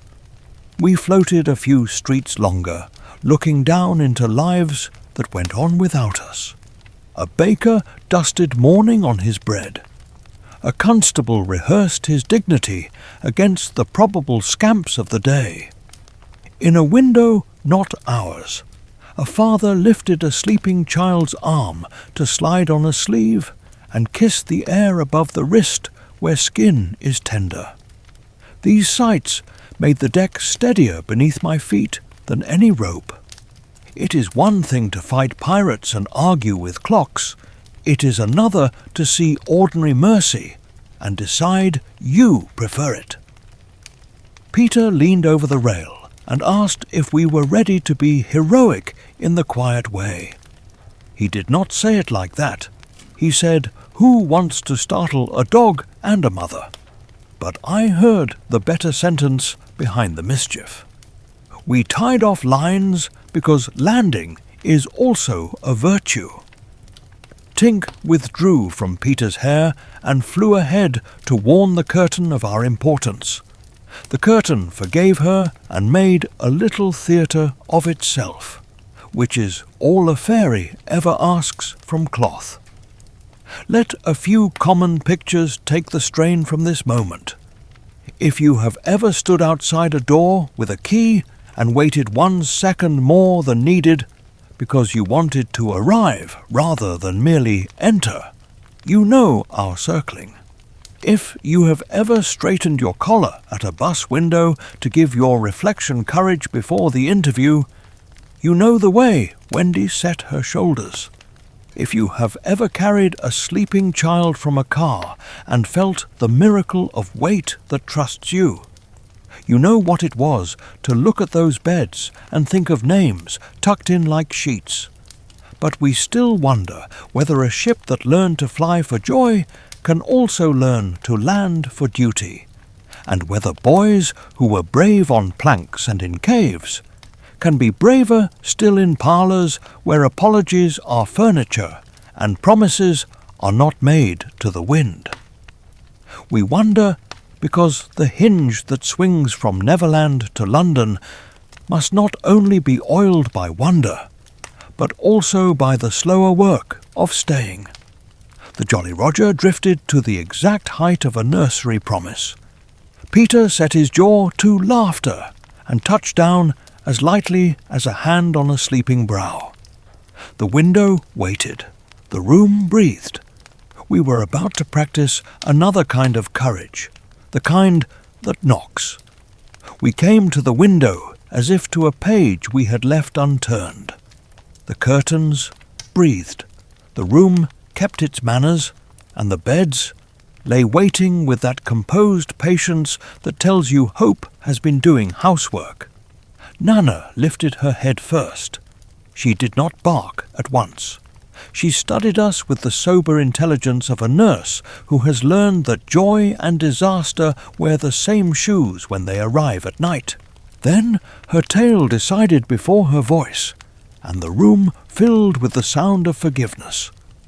Wendy stepped in with a courage that made no noise. Her feet knew the floorboards without thinking, the way a child knows a melody before she learns its name. John followed, straightening his collar at a chair as if to apologize for the hours it had waited empty. Michael pressed his cheek to a pillow and then pretended he had only stumbled, because boys his size prefer to trip into tenderness rather than admit they aim for it. We lost boys hovered like mismatched notes at the edge of a familiar tune, afraid to touch anything in case our fingerprints cost us the right to belong. Mrs. Darling entered as if she had been standing just beyond the door for a century, and had chosen this moment to end the experiment in patience. She did not cry out. She gathered the room with her eyes, counted the children more than once to be certain the sum was not a magic, and then opened her arms in that wide way that makes a harbour out of a person. She understood it all at a glance. The dust on our sleeves that was not dust, the length of our hair that bragged of trees, the look on Wendy's face that meant she had kept a promise while making another. Some people tell stories by adding words. Mothers do it by taking away fear. Mr. Darling was absent for a minute that taught me what absence means. Then the hall gave a small cough, and he entered wearing shame like a neat waistcoat. He had been sleeping in Nana's kennel as a penance only adults would think proper. He bowed to us, then to the dog, and only after those courtesies did he lift his gaze to his children. He asked for forgiveness without having the courage to name it, which is how men sometimes speak to their own hearts. Wendy gave it freely, and John and Michael followed, because practice makes goodness easier. I, who had no father to measure by, watched the exchange like a boy at a window of a shop that sells instruments, longing to put my fingers on the polished keys. There is a kiss in this house kept in the corner of Mrs. Darling's mouth. I had heard the legend from Wendy, and I saw it now, a small reserve of tenderness that had learned to wait for the exact child who would need it. Peter noticed it too. He watches what the rest of us only feel. He looked at it as if it were a star that had strayed indoors, and for an instant the room considered a new geometry in which he might be caught and kept by a thing he could not name. The instant passed. He flew a small circle to apologize to himself for thinking stillness might be heroic.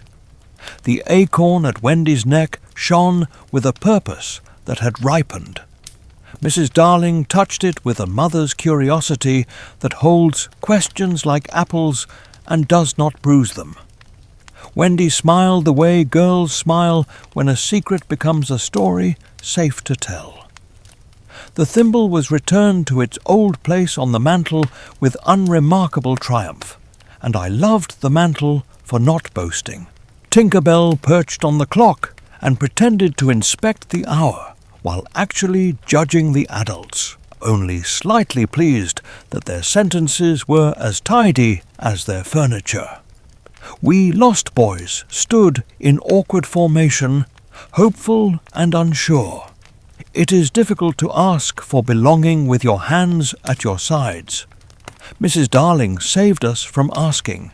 She looked at our knees, which were eloquent with scrapes, and at our cuffs, which had learned moss would stain, and she said that some rooms are too large unless they contain exactly enough boys. She asked our names as if she were meeting princes in disguise, and pronounced each with the diligence of a teacher learning a new class. Slightly, I said, and the name sounded less like an apology and more like a key. Mr. Darling proposed rules at once, which is how frightened men try to build fences around happiness. No climbing on the bed rails, nothing thrown indoors, lessons at sensible hours. Mrs. Darling placed a hand on his sleeve and recommended that rules should come after tea. Nana passed among us with a tray that held biscuits and an inventory of civility.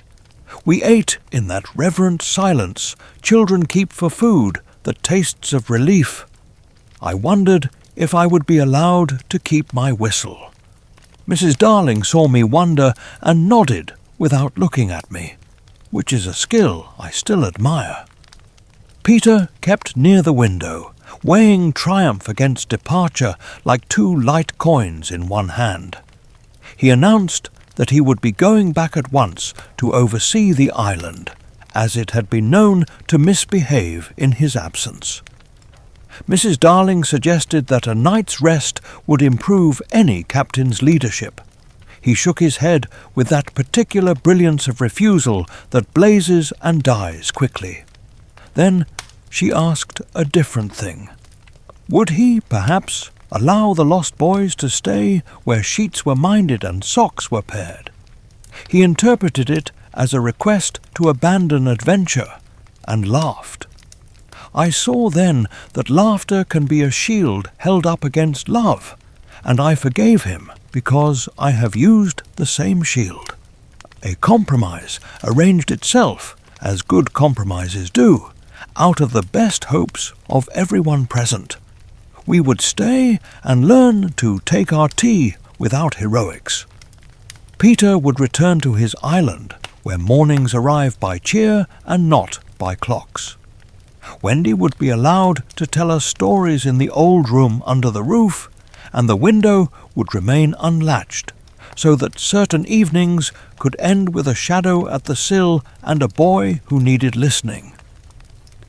Peter approved the arrangement because it sounded as though he had invented it. The matter of lessons frightened me more than pirates. I imagined rows of letters marching across a page with the cruelty of leaders and numbers that demanded obedience. Mrs. Darling corrected the imagination gently. Lessons, she said, are invitations that improve their manners when met with courage. She placed a pencil in my hand as if arming a knight, and the paper accepted the point like sand taking a footprint.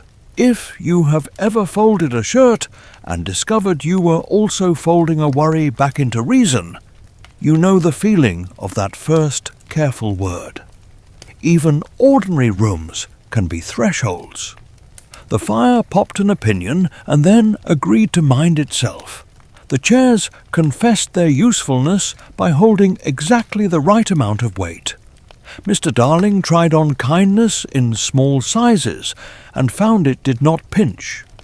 Nana wore the dignity of forgiveness like a good collar. The city heard our voices return and made an evening to suit. Chimneys talking sense, carts finishing routes without complaint, a milkman whistling a measure that sounded like relief. Then came the spring promise. Peter made it with his brightest carelessness, which is also his most faithful sincerity. He would return in the season when drawers are emptied and windows washed and old dust introduced to the broom, to take Wendy for a flight of freshening. He called it spring cleaning because the phrase let him believe he was improving something without surrendering anything. Wendy nodded because she understood that promises are seeds and that some sprout on their own while others require tending. Mrs. Darling looked at the window as if calculating hinges. We took a walk through the neighbourhood for the sake of our feet and our wits. Children on stoops watched us as if we were a parade they had not been told to expect. A lamplighter made evening in deliberate increments, and I felt my heart match his pace. If you have ever returned a library book on time, and felt for a moment like the world had forgiven both your lateness and your haste, you know our stroll.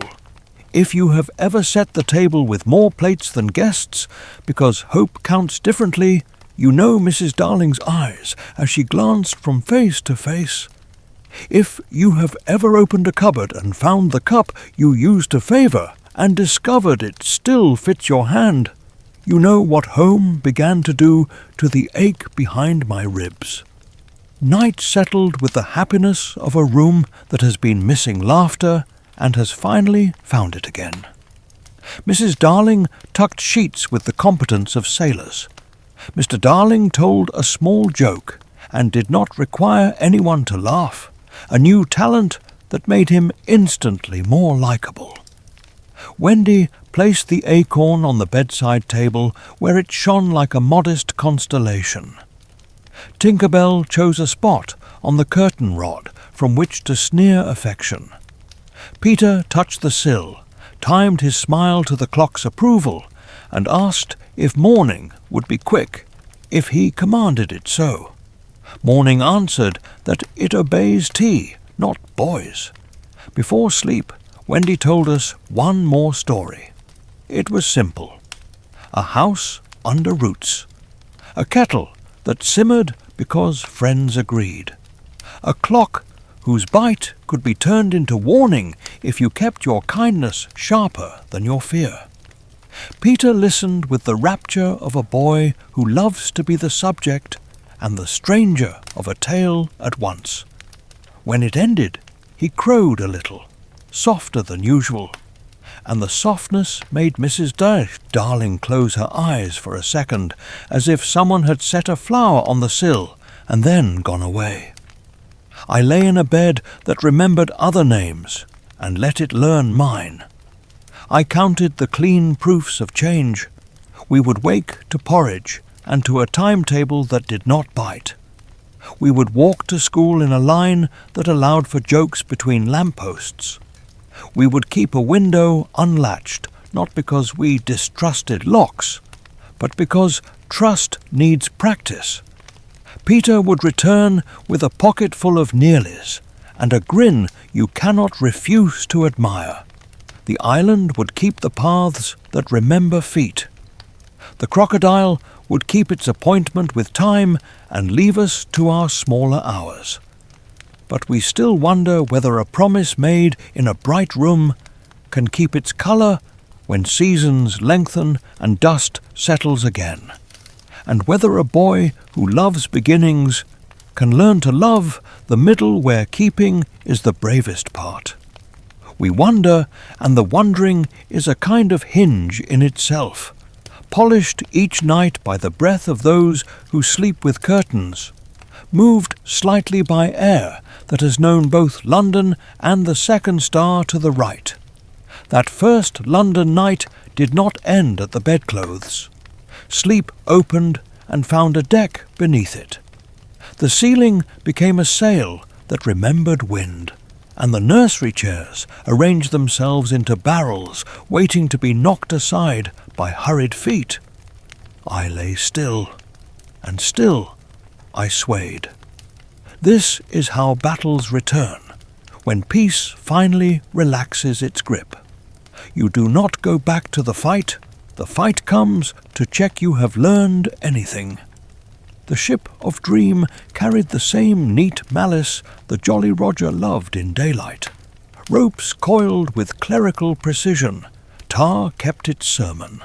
Somewhere a lantern practised looking like a small moon with more order than warmth. Smee apologized to shadows for being dark.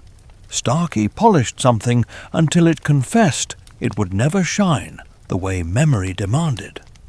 A gull pinned itself to the mast by will alone and stared like a judge who knows your case better than you do. Hook stood where elegance pretends to be mercy, and the pretense almost convinces you. And the clock, always the clock. Tick without tock, then tock catching up, like brothers who refuse to walk abreast. In the dream it lived under the deck, a heartbeat where no heart belongs.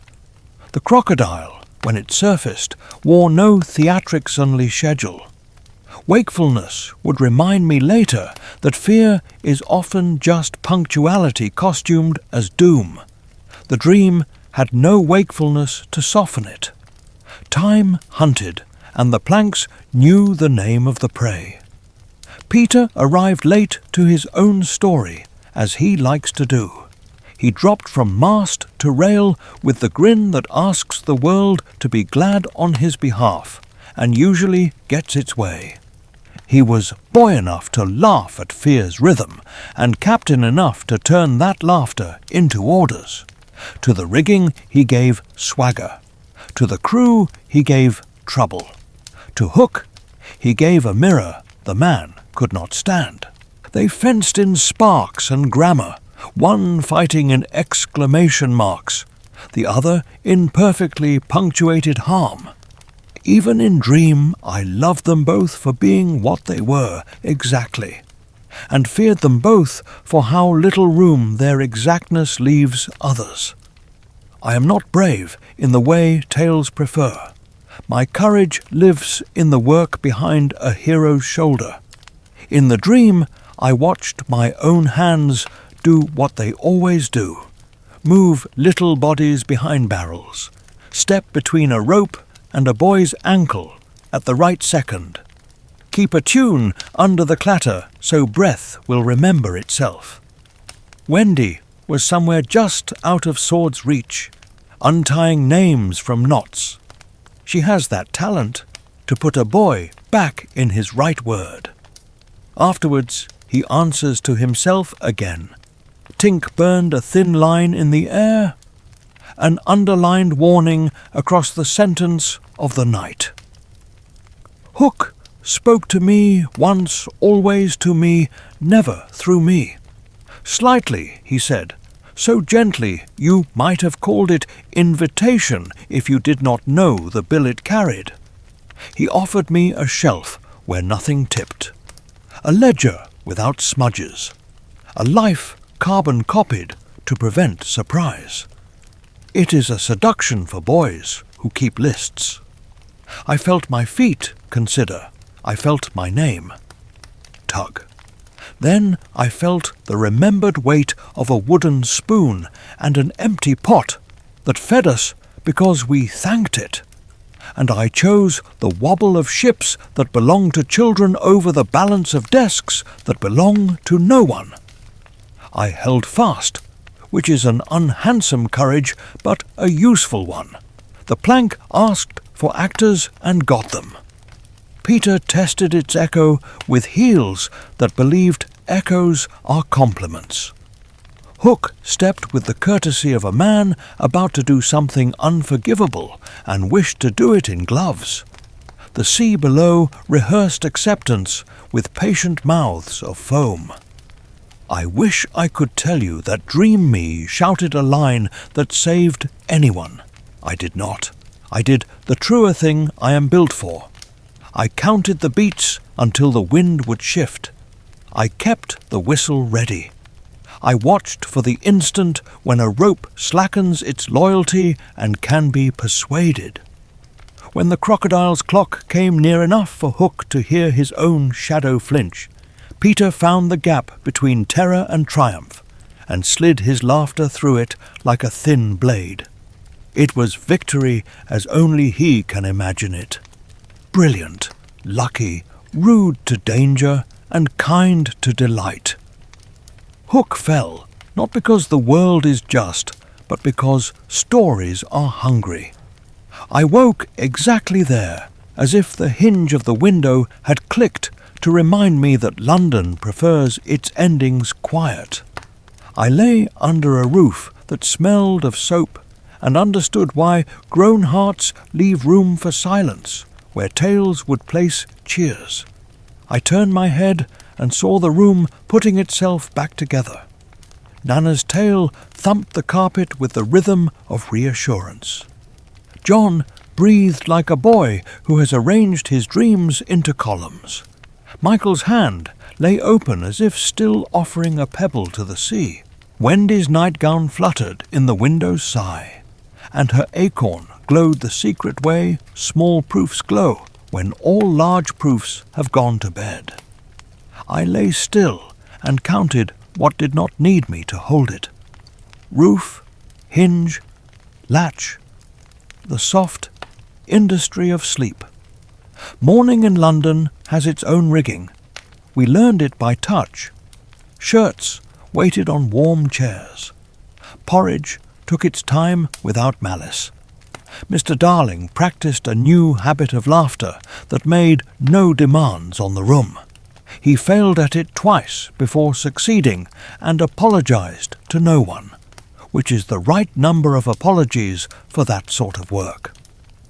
Mrs. Darling poured tea as if she were greasing the hinge between night and day, so the house would move without complaint. If you have ever stirred a pot with your left hand to teach your right patience, you know her motion. On our first walk to school, the city kept pace with a kindness I had not expected. Cabs made space the way whales make lanes for smaller fish when the ocean remembers its manners. A lamplighter finished his shift like a man signing his name carefully at the bottom of a day. A grocer stacked oranges into a pyramid too fragile for pirates and too sturdy for mischief. I discovered that uniforms can be costumes if you decide they are disguises, not cages. The collar scratched in the language of improvement. I learned the words. In the classroom, chalk had the arrogance of snow on a path no one asked for. The letters on the board marched like regiments. I disliked them and wanted them more than anything. Slightly is a boy who insists he remembers tunes he invents. Letters do not forgive that habit. They require recital before invention. I sat with my pencil and learned to copy before I dared to hum. It felt like humility and tasted like doors. If you have ever mended a sock before wearing it, you know the goodness that hides in doing a thing in the least glamorous order. At home, evenings became a rehearsal for a gentler heroism. We laid the table with accuracy and delayed grace until the plates were aligned. We told the day like a story that preferred small verbs. Listened, shared, waited, folded, thanked. Wendy kept the old room under the roof alive with tales that remembered Neverland without betraying London. She learned to say, perhaps instead of once upon a time when the little ones were nervous, and the island accommodated the change, because it likes the brave kind of caution. Peter visited not nightly. Peter is allergic to always, but in bursts of arrival that made everything look as though it had just been polished. He came with pockets of triumphant crumbs, and the exact number of cockeyed laughs a room can hold before Nana insists the children must sleep. He asked for adventures to be taken down from high cupboards, and we obliged when term permitted. He tried to stay once, and the clock on the mantel bit his patience like a polite dog. He left through the window, smiling so no one would guess how narrowly the room had kept him. Tink disapproved of homework on principle, and tried to erase sums by dazzling the numbers into forgetting themselves. When caught, she declared that numbers ought to love surprise. Wendy explained that the loveliest sums are those that come out right after a good try, and Tink Who can be taught if the lesson is praise in disguise, left the numerals alone long enough for us to pass a test and earn scones. On Sundays we practiced quiet motions that prove belonging. Shoes arranged themselves beside doors as if acknowledging the shoes that had come before them. Coats remembered their pegs. I learned to fold a newspaper so it obeyed a lap. Sometimes Mr. Darling would sit in Nana's empty kennel and talk to the dog. Not there, the way men talk to the corners of rooms when they are instructing their past selves in gentleness. He came out kinder each time. The house approved by creaking pleasantly along the stair. And still the ship returned at night, softer each time, like a guest learning how long to stay. I began to understand that courage has two accents, and you must speak both, the bright one for cliffs and clamour, and the steady one for porridge spoons and classrooms, and the exact tying of a tie on a morning you would rather be elsewhere. The second accent is harder to learn because no one claps. The reward is that rooms remain rooms and windows remain unlatched without losing their dignity. Let a few common images loosen the laces of this long thought. If you have ever hung a wet coat carefully and felt you had kept a storm from entering the room, you know the heroism London demanded. If you have ever chosen to say good-night instead of goodbye because you meant to keep the door between you oiled, you know what we told Peter each time he looked at the latch. If you have ever kept a promise by inches rather than in a blaze, you know the arithmetic that saved us from longing's sharp edge. But we still wonder whether the deck in our sleep will one day grow quiet of its own accord, or whether it waits for us to earn the hush, and whether boys who have learned to balance on a plank can keep their feet on a pavement that never cheers. We still wonder whether a clock that once hunted us might yet be the same clock that keeps our breakfasts merciful and our appointments honest, and whether calling that sound patience instead of doom is the bravest renaming we will ever do. Spring came to London with the unapologetic efficiency of women who know where every cloth is kept. The curtains lost their dust. Carpets remembered their colours. Windows grew honest. We helped the house tell the truth about itself.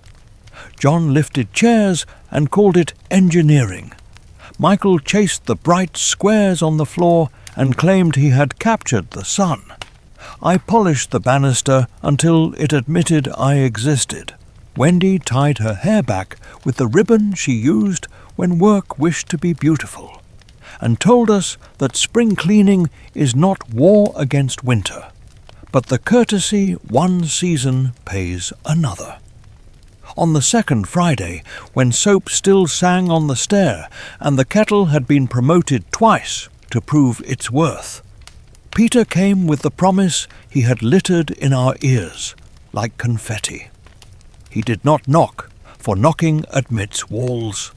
He grinned at the window as if the latch had been invented to show off his wrist, and stepped in, smelling of sky that has forgotten roofs. He looked at the buckets and brushes with an expression sailors reserve for reefs.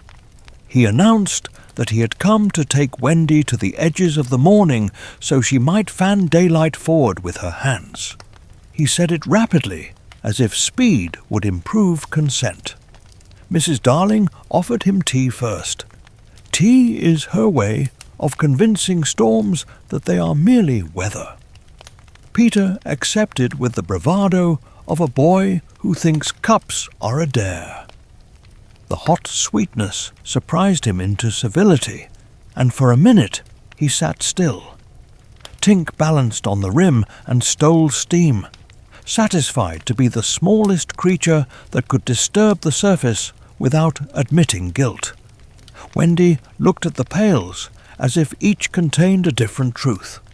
Floor or sky, duty or delight. The choice is not honest. The floor was already letting in the sky, and delight had folded itself inside duty like a good napkin. We went at last, because Wendy understands that keeping a promise is also a kind of cleaning. Peter scattered dust that had learned our names. We lifted above rows of chimneys that still remembered Hook as rumour, and became, for an hour, the sort of story any boy on a curb will tell himself before bed. We flew past a clock that did not bite.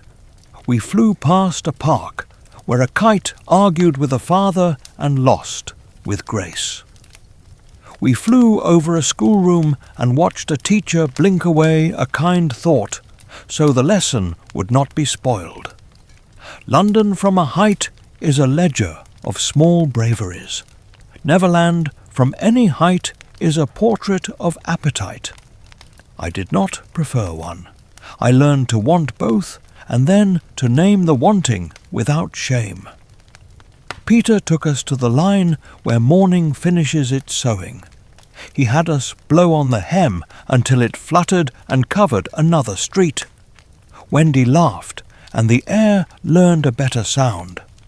Tink scolded the clouds for not turning the right pink, and then forgave them for being enormous. We returned in time to shake rugs and wipe sills, and finish the day with the noble fatigue of people who have kept two worlds polite to each other. Peter hovered, not entirely pleased that floors could compete with flight, and consoled himself by inventing victories for later. After the first spring, promise became calendar. He arrived again the next year, only slightly behind schedule, with a mouth full of new words he had learned from gulls. He arrived the year after that at sunset rather than dawn, having chased an idea too far into noon. He missed the year after that entirely, which is a way of saying he discovered that time has a faster ship than talent. When he did come again, he crashed through the same window with the same smile and asked why the chairs looked different. They had not. We had. I grew into my name. Only slightly as a boy, but slightly can become a man who keeps exact lists that allow rooms to trust him. I learned to tune my whistle to London rather than to wind. It required a more patient breath. I washed my hands before music, so the song would not taste of soot. John became a defender of ordinary fairness. He corrected teachers gently and learned to hide his pride in the pockets his tailor forgot to sew. Michael made leagues of allies, among shopkeepers by remembering their names. Wendy collected small mercies like stamps and stuck them in a book no one but the house could read. The lost boys learned spellings that refused to be tamed by charm. They learned that apology is worth more than triumph when the toast is burned. They learned that tidying a table before stories is a spell that works without dust. On Saturdays we took the city in parts and carried it home. A bridge that had never noticed a boy leaning exactly so. A corner sweet shop where the lady wrapped hope in wax paper that sighed. A small churchyard where stone and grass seemed to be practicing the art of taking turns. I kept lists careful enough that memory did not have to shout to be heard. Peter would land, declare the hour insufficient, and propose a raid on the dusk. We sometimes went, we sometimes did not. The nights we declined were harder for him than the nights we ran. He is fluent in battles, but slow in errands. He tried to learn. Once I found him with a cloth in his hand, wiping a spill he had not made. He looked at the rag like a spy holding the flag of another country, and smiled as if it were a sword. It is an odd thing to call wiping heroic, yet I do. He did not return the rag to the hook. He tucked it into his belt for swagger, and I let him, because dignity is a bridge between worlds, and bridges must be crossed often or they forget how. There is a detail the stories keep for understatement. The acorn at Wendy's throat grew heavier as years placed meanings upon it. It had stopped an arrow once, and that history remained. But it began to gather other protections. The extra minute the bus waited because a driver saw a child run. The letter answered kindly rather than correctly. The hand placed briefly at the small of a back on a stair, crowded with impatience. She touched the acorn when Peter missed a spring and did not weep. She touched it when he arrived late and crowed at the clock. And she wept only after he left. That is a very particular courage, and it deserved the privacy she gave it. News of Tiger Lily reached us as rumour carried by a hawk that had mistaken a weather vane for a rival. She had taken the river in hand and taught it new manners. The mermaids continued to laugh at their own reflections and swore they had invented Horizon. The Never bird nested closer to storms and raised chicks who treated waves like chores. The crocodile kept his appointment and grew neither kinder nor crueler, which was a lesson I wrote on a scrap and kept in my wallet until it fell apart. Some fates are not enemies, they are parameters. Let me lay down a few ordinary pictures to loosen this tightening thread. If you have ever found a toy under a sofa and placed it on a shelf for the simple pleasure of finding it easily next time, you know the sweetness of Slightly's lists.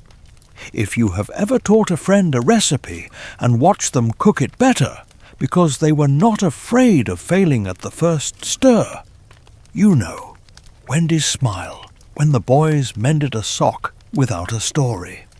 If you have ever looked up from a book at dusk and realized the room had been holding you the entire time, you know Mrs. Darling's way of passing the doorway without asking for your attention and leaving more light than she found.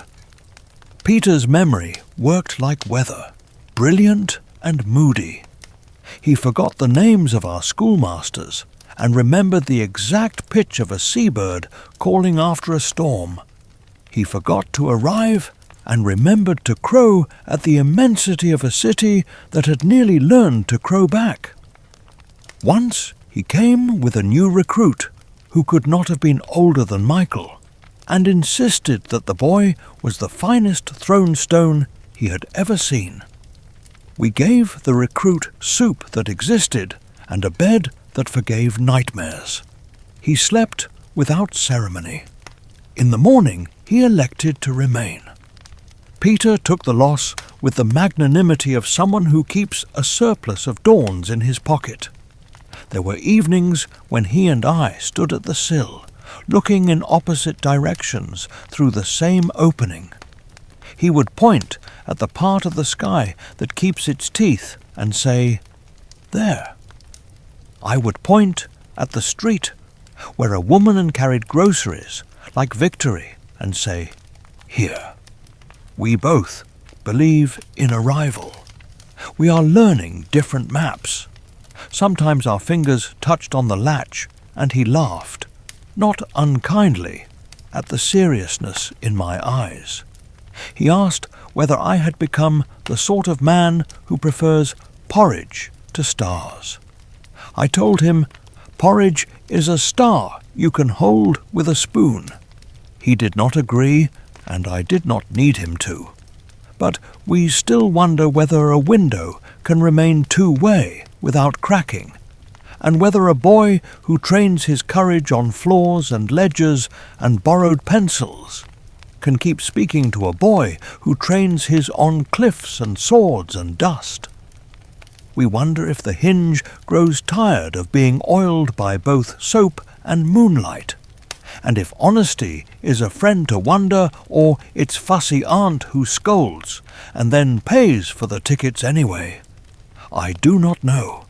I only know that each spring we set a place for him at the table of air by that window, and each winter we sweep carefully around the space where his feet would have dripped sky upon our rug. The window learned to be a promise rather than a hole. Mrs. Darling dusted the sill with the same devotion she gave to the family Bible, and I polished the latch until it admitted its profession was hope. There are homes where windows are eyes, and homes where they are doors. Ours was a throat that remembered how to sing. At night, the curtains moved just enough to keep the room from forgetting weather. By day, they behaved, because daylight appreciates good manners. Time in London wears soft shoes. It enters with tea trays and leaves with homework. You do not notice it until trousers are shorter and voices choose lower notes without asking. We lost boys felt it first in ways no pirate would respect.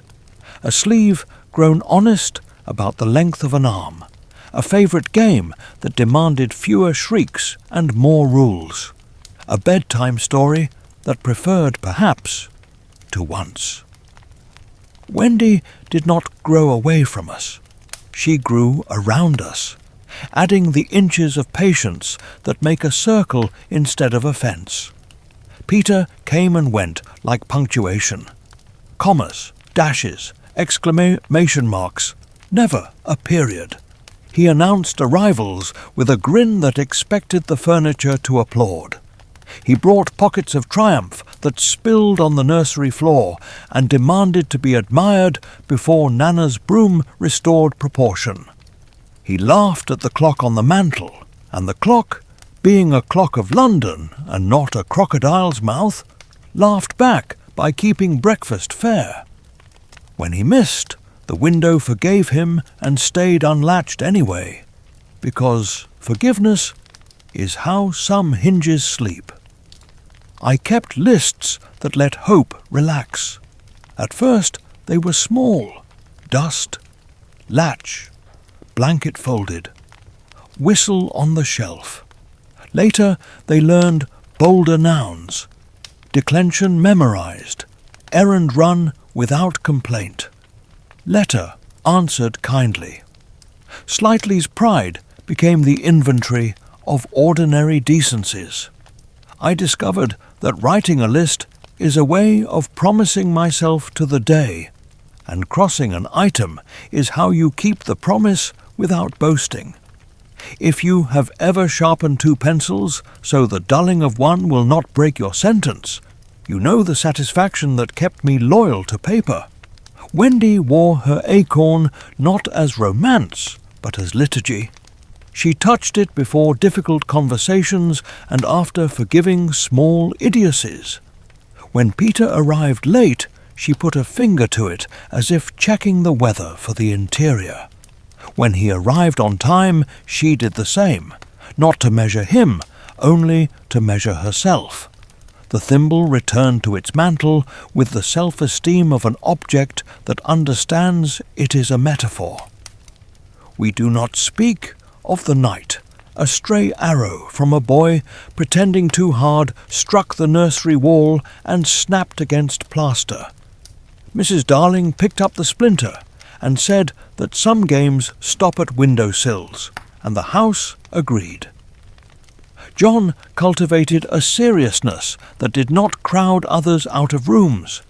He learned to be wrong without collapsing. Michael kept the city in his pockets, as if he had discovered that coins and courage weigh the same when used correctly. Nibs invented a sober way to be funny. Curly put on height the way trees do, and people began to trust him with ladders. Tootles learned the art of deciding.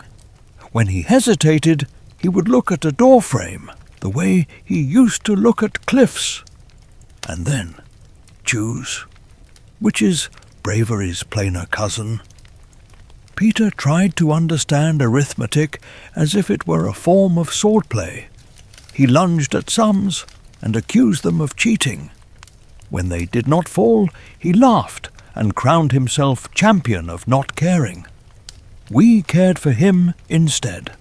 He was at his most beautiful on evenings when he pretended the room bored him and was betrayed by the way his feet found the exact warm spot on the rug, the spot a boy finds only when he has stayed often enough to be remembered by wool. He called it accident. Wendy called it home under her breath. There were rumours from the island, brought by birds who trusted window ledges more than telegraphs. Tiger Lily had taught the river to behave without growing dull. The mermaids cultivated a new cruelty, beautiful and brief. The Neverbird nested nearer storms and raised a brood that did not scold as much, and therefore survived more. The pirates reorganized themselves around the absence of a verb. Smee found a smaller ship whose deck was mostly chores, and discovered that decency is easier when everyone expects it. The Crocodile kept punctuality for those who needed reminding, and ignored those who did not. It was less an enemy now than a bell in a tower no one owned. I will tell you the afternoon that taught me the weight of middle years. Summer had entered slightly early and argued with the drapes. Wendy sat by the window mending a cuff that had learned Michael's habits. Peter arrived with a shout that wanted July from a April day, and asked for Wendy to come at once, because the clouds had arranged themselves into dragons and were looking for a narrator. She set down the cuff, stood, and then reached back for the needle as if the thread had asked to finish its sentence. She finished it quickly, expertly, and only then stepped to the sill. Peter saw the gesture the way boys see weather, as something that might interfere with flight. I saw it as the most heroic refusal of clumsiness I had ever witnessed. They went. I stayed and swept the 3 unlikely crumbs he had trailed, because those crumbs were respect for the floor disguised as mischief. If you have ever washed cups after guests who have charmed your evening and left you both richer and tired, you know the holiness I put into the basin. If you have ever checked the door twice before bed and then slept well on account of the second check, you know how the latch thanked my hand. Years do not announce themselves as enemies. They arrive as taller letters in a hand you have always known. as harder questions you suddenly want to answer correctly, as a face you love turning slightly in profile toward a future without asking your permission. Wendy's face learned that turn. She wore it mercifully. She did not pretend to be as she had been.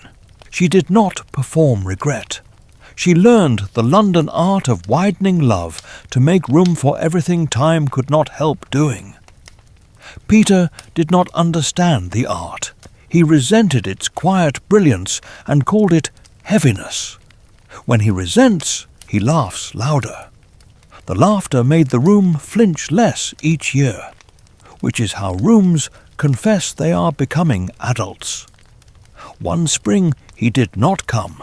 It was no tragedy, only arithmetic. Clouds became dragons without him and were narrated by wind. Wendy wiped the sill and kept the hinge oiled anyway. We all told stories that began with perhaps and ended with certainly, and no one locked the window. Mrs. Darling said a sentence that took me an entire summer to learn by heart. Love is not a calendar. It is a lamp.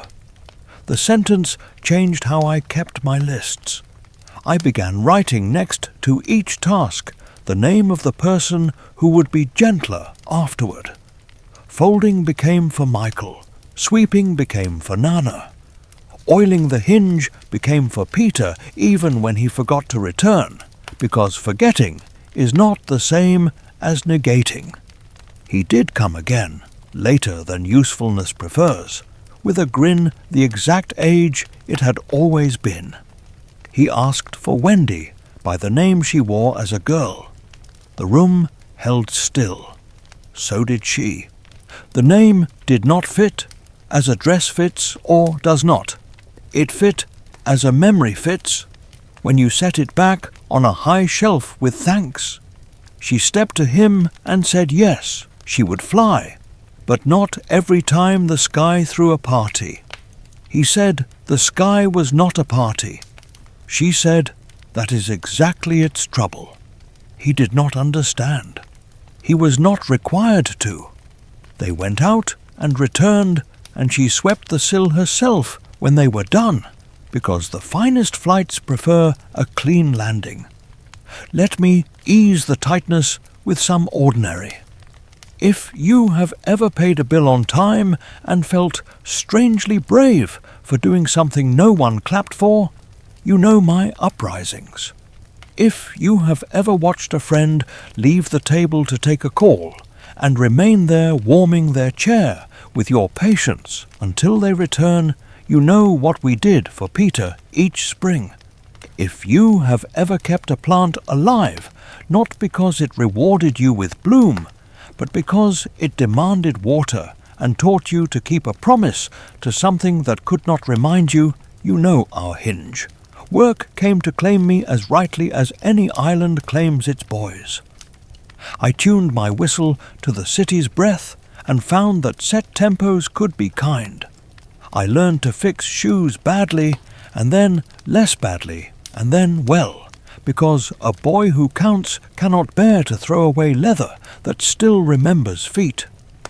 My shop became a place where mothers traded stories the way sailors trade weather. I polished the bell over the door until it included everyone who had ever stepped beneath it.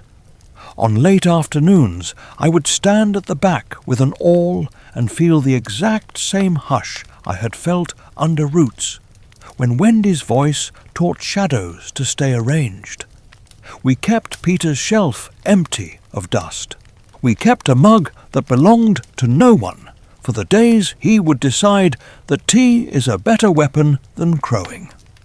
Tink disapproved of my profession until she saw how a stitched seam can redeem a mistake, and then she became my fiercest inspector, finding the uneven thread as eagerly as she once found excuses to be jealous.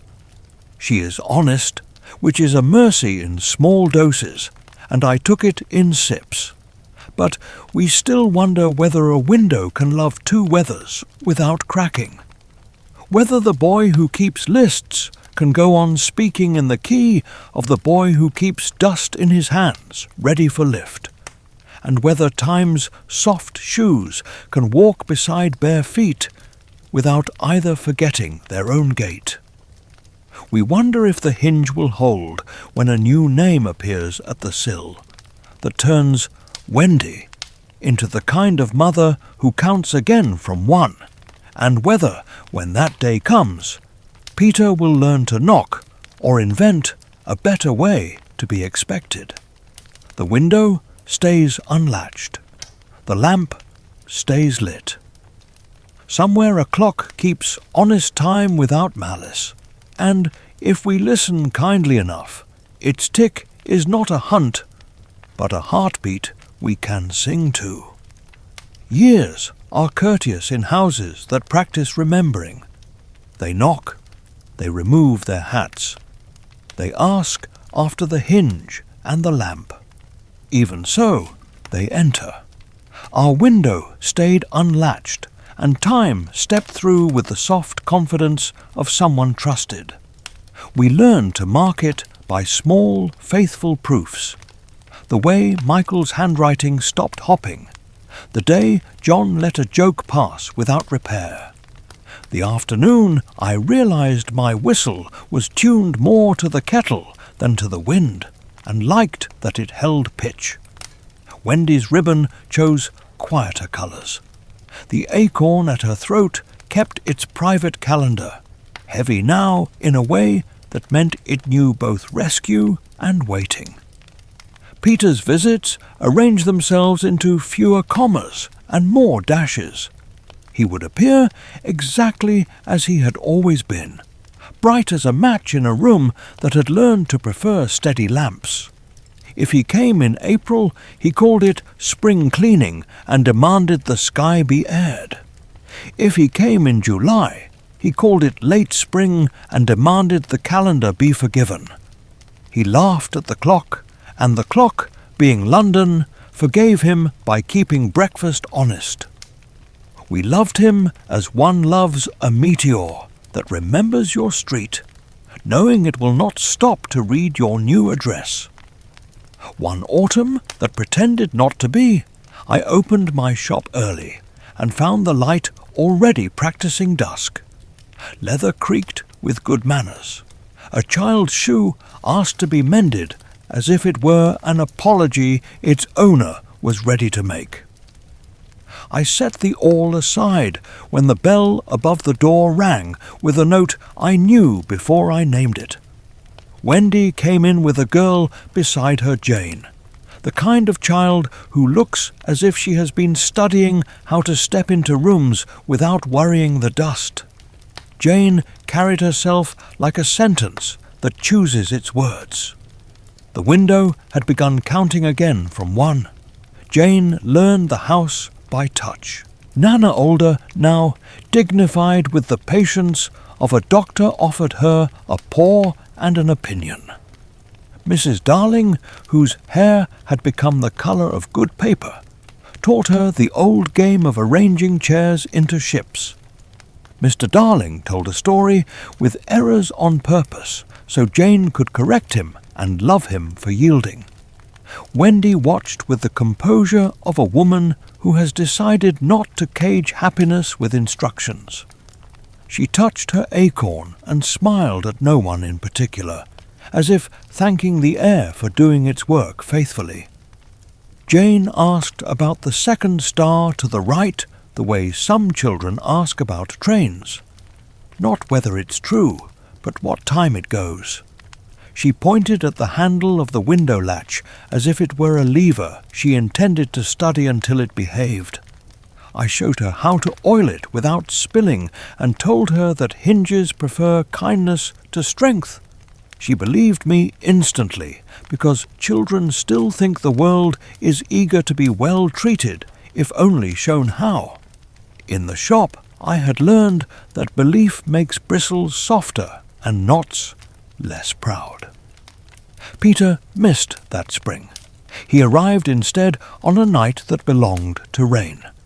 The curtains moved the way music moves printed pages when someone is tuning in the next room.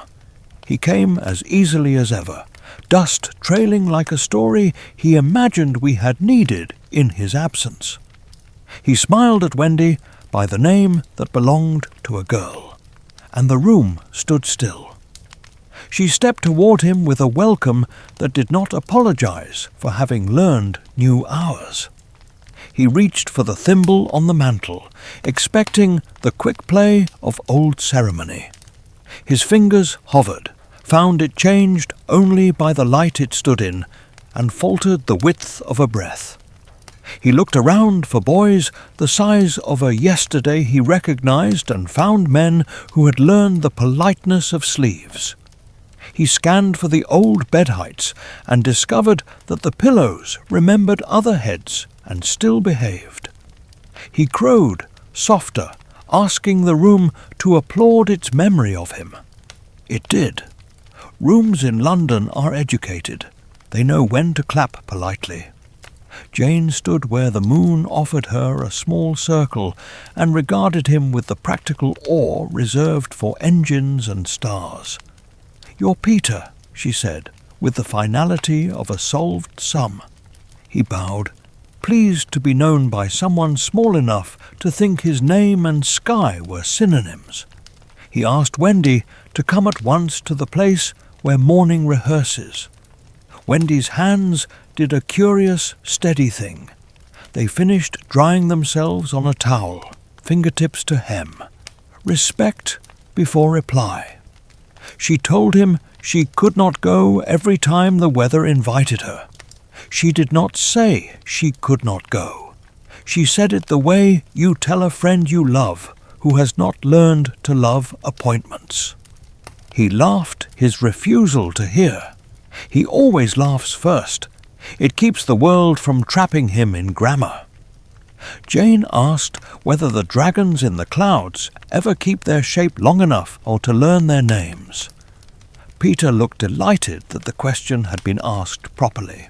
He explained with a flourish that tried to be instruction and succeeded at charm how to blow Dawn forward. He scattered a little dust over her sleeve for punctuation. Wendy watched the dust settle on her child and did not flinch, which is a sentence it took her years to learn how to say without speaking.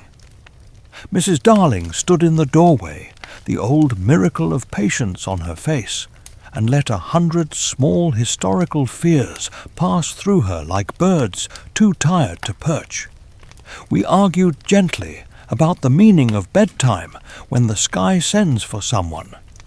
The house, which sides with sleep by habit and with wonder by birthright, withheld its vote.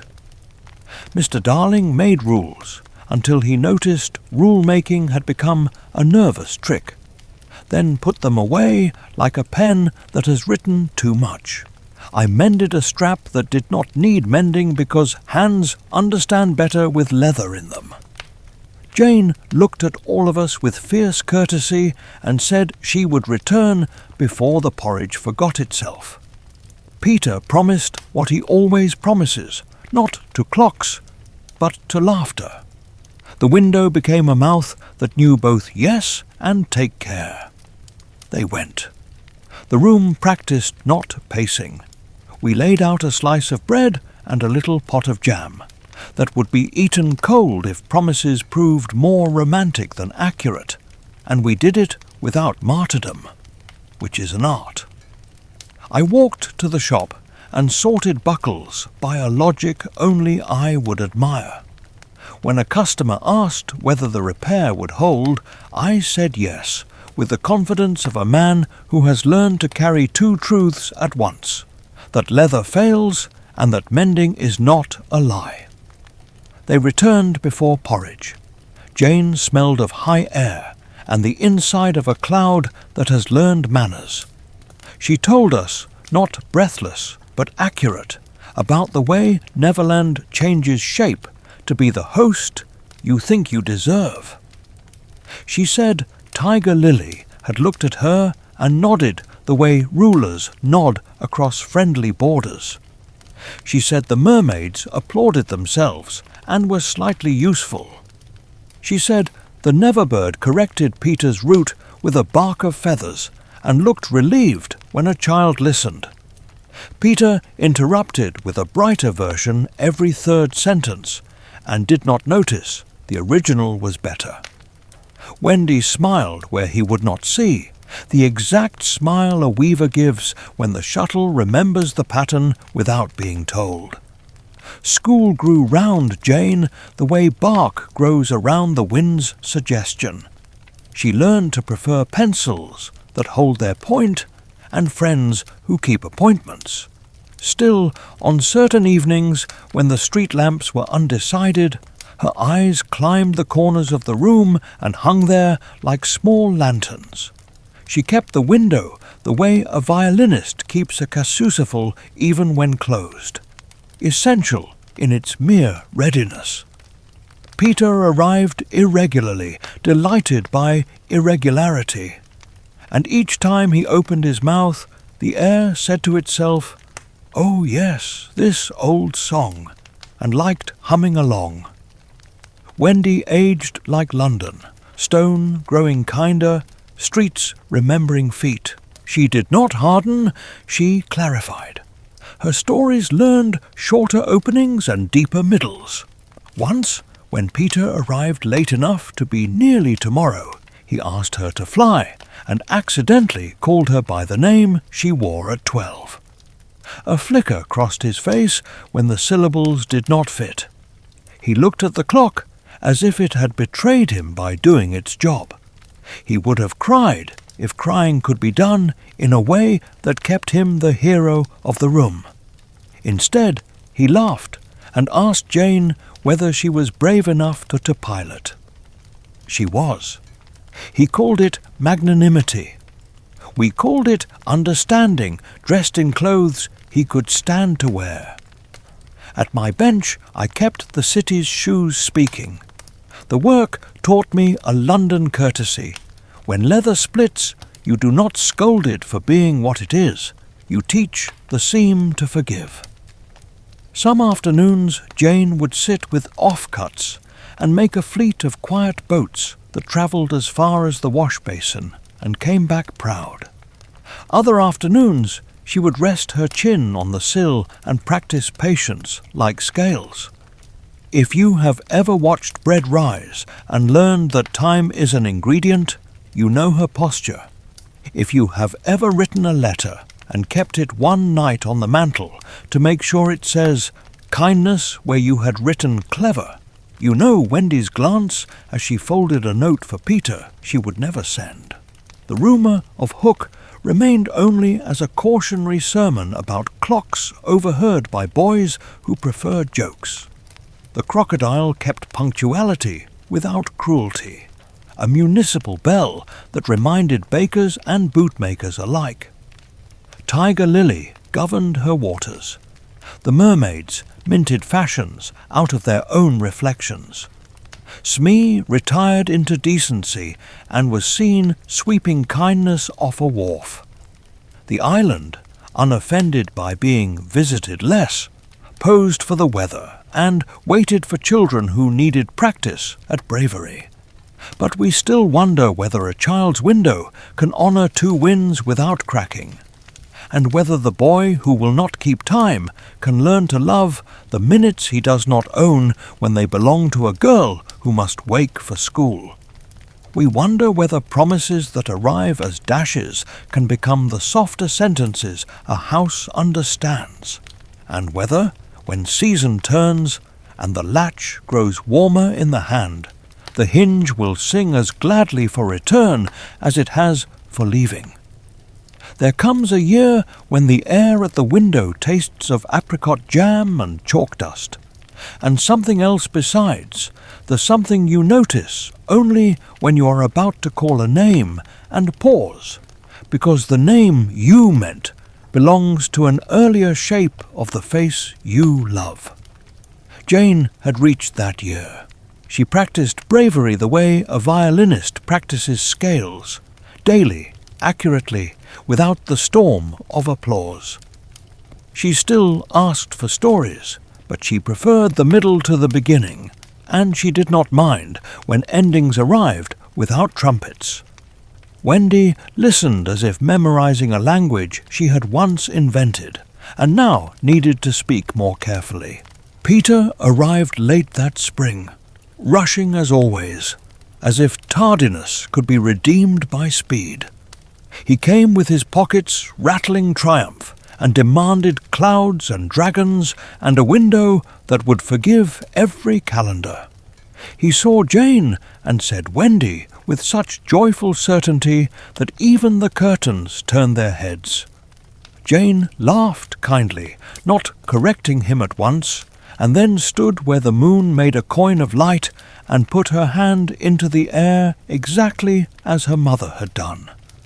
The dust loved her. It clung as if remembering an old address and finding a new plaque on the same door. Wendy stepped forward to greet him, and he looked surprised that her smile had learned a steadier grammar. He asked for cleaning the spring of the sky, his old phrase polished by long use. She nodded and said yes, for Jane, not for herself, and this time he heard the distinction. He glanced at the clock with the reflex of someone who mistrusts instruments, and caught his own flinch. He covered it by crowing, but he crowed softly as one sings at night so as not to wake the house that feeds them. They went, Peter and Jane, by the old route that is only sometimes a route and always a decision. I watched from the sill and kept my lists. Latch oiled, lamp trimmed, biscuits saved in a tin, porridge promised not to sulk. Wendy set a cup and saucer where a boy might return, and a second cup and saucer where a child would, and the act made both cups braver. Mrs. Darling stood in the door and folded her hands in a prayer the city taught her long ago. Bless the going out and the coming in, and the part that waits and does not sour.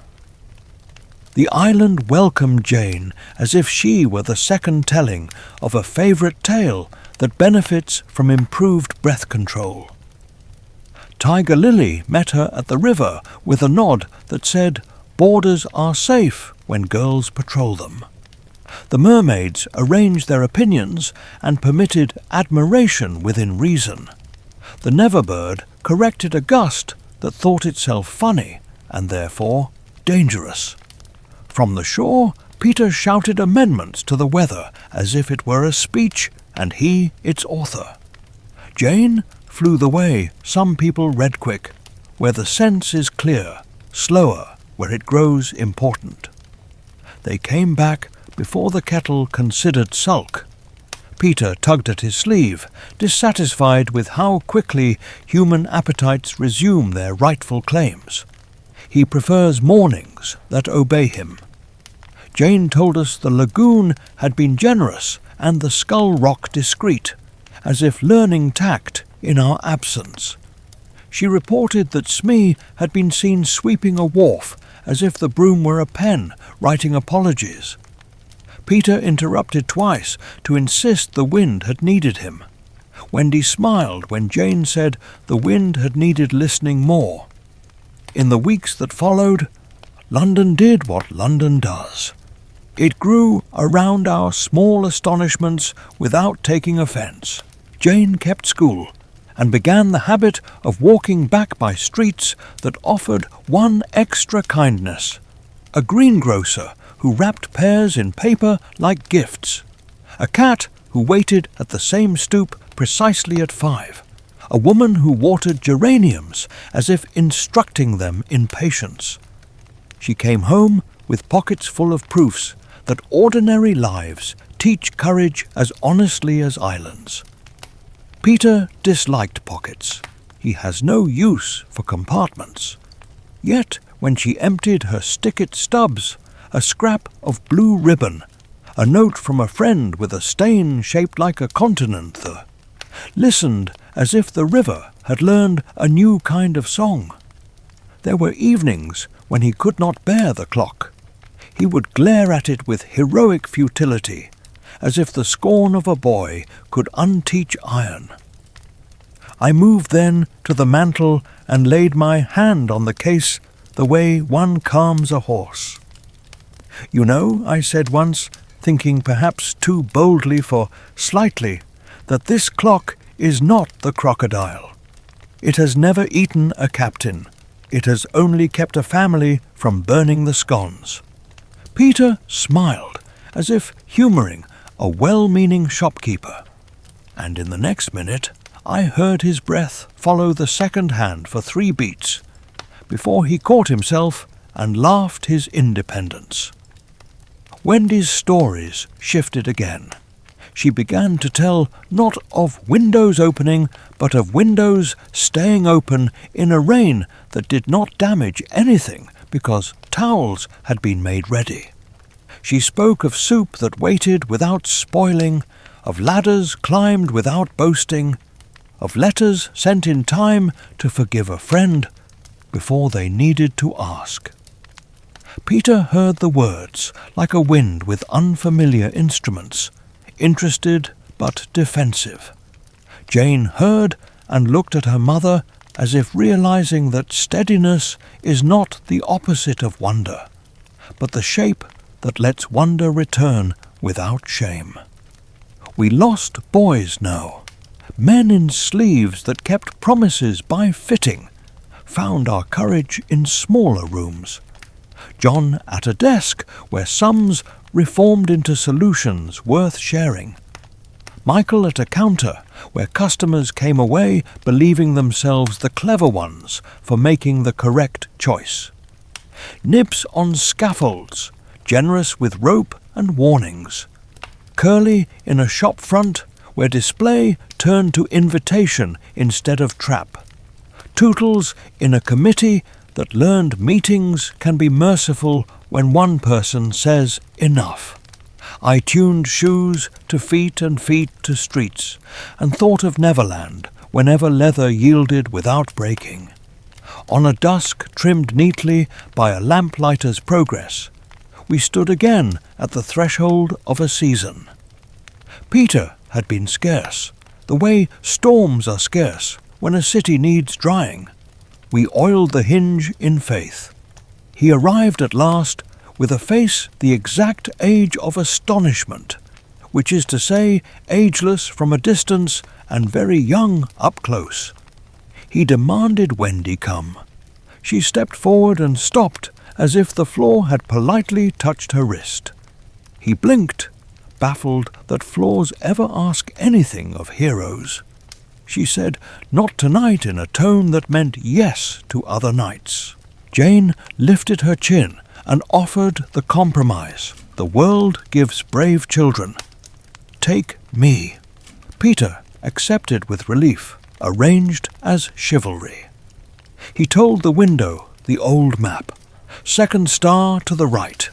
Straight on till morning. The room echoed the map with the softness of habit. Mrs. Darling leaned against the door frame and practiced loving the current shape of the people she had already loved in 5 other shapes.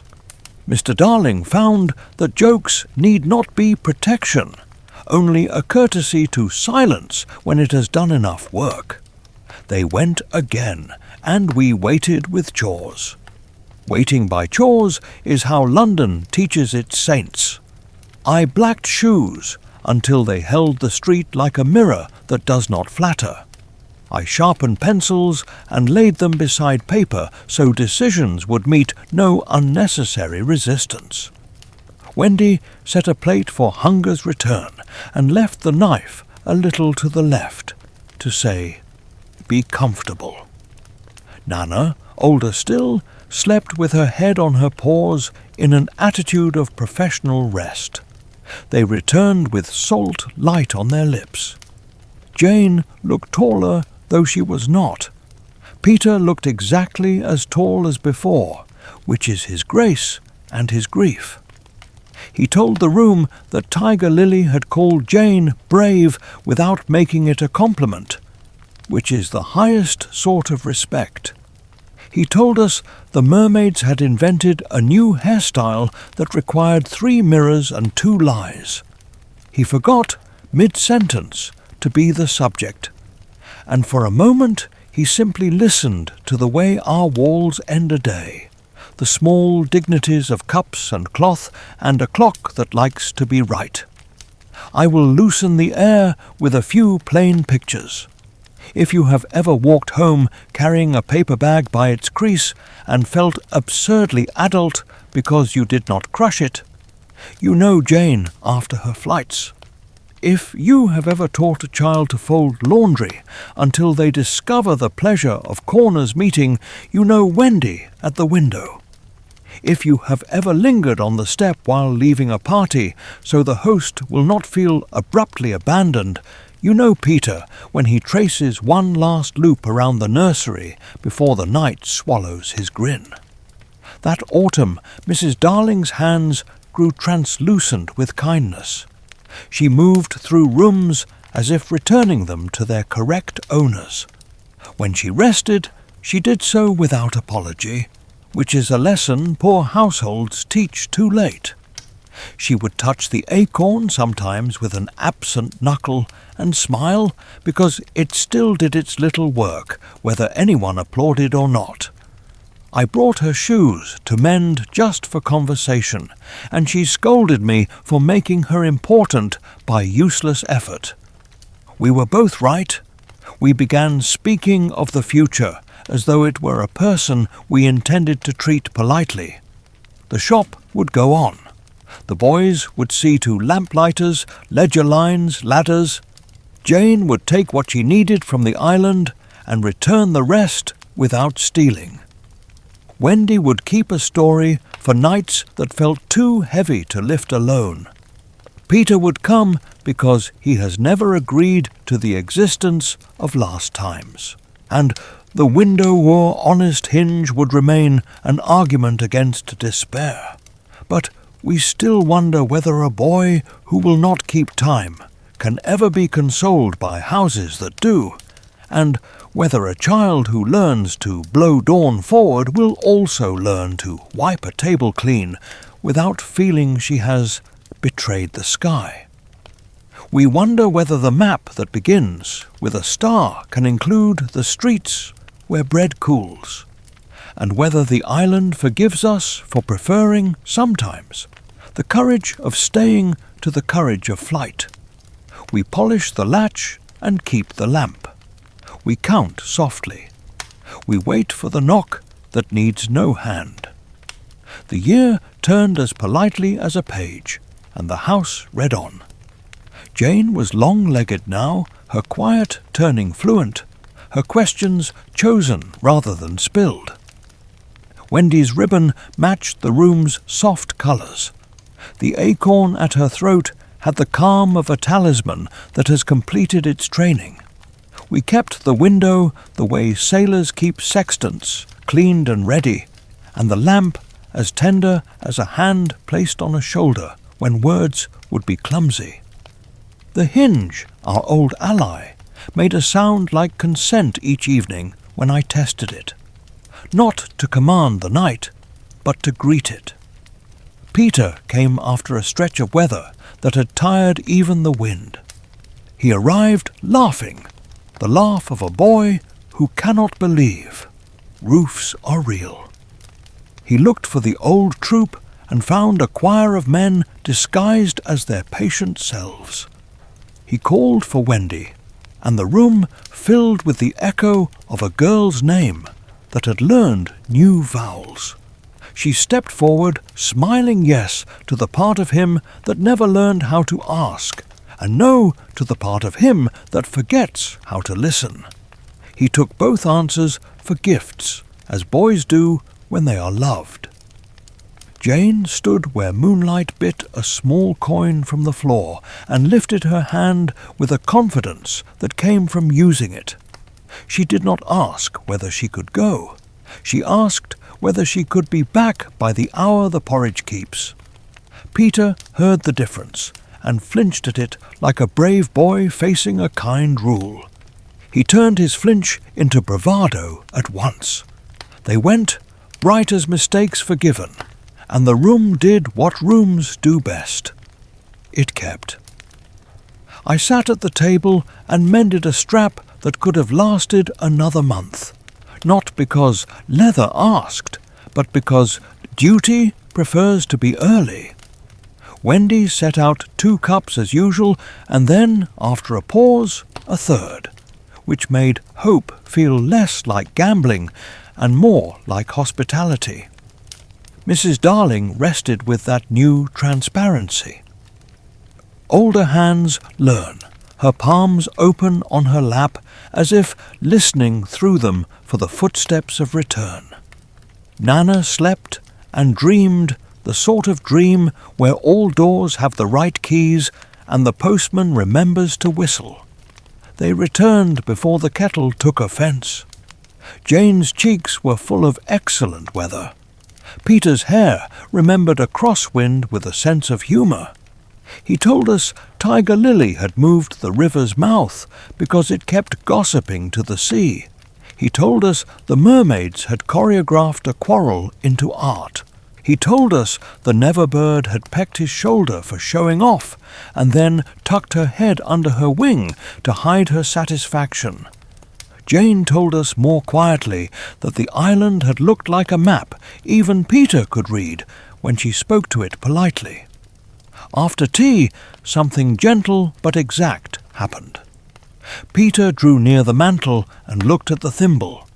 He had always loved the trick of that exchange, its glittering pretend, its way of letting a kiss be a nickel of ceremony.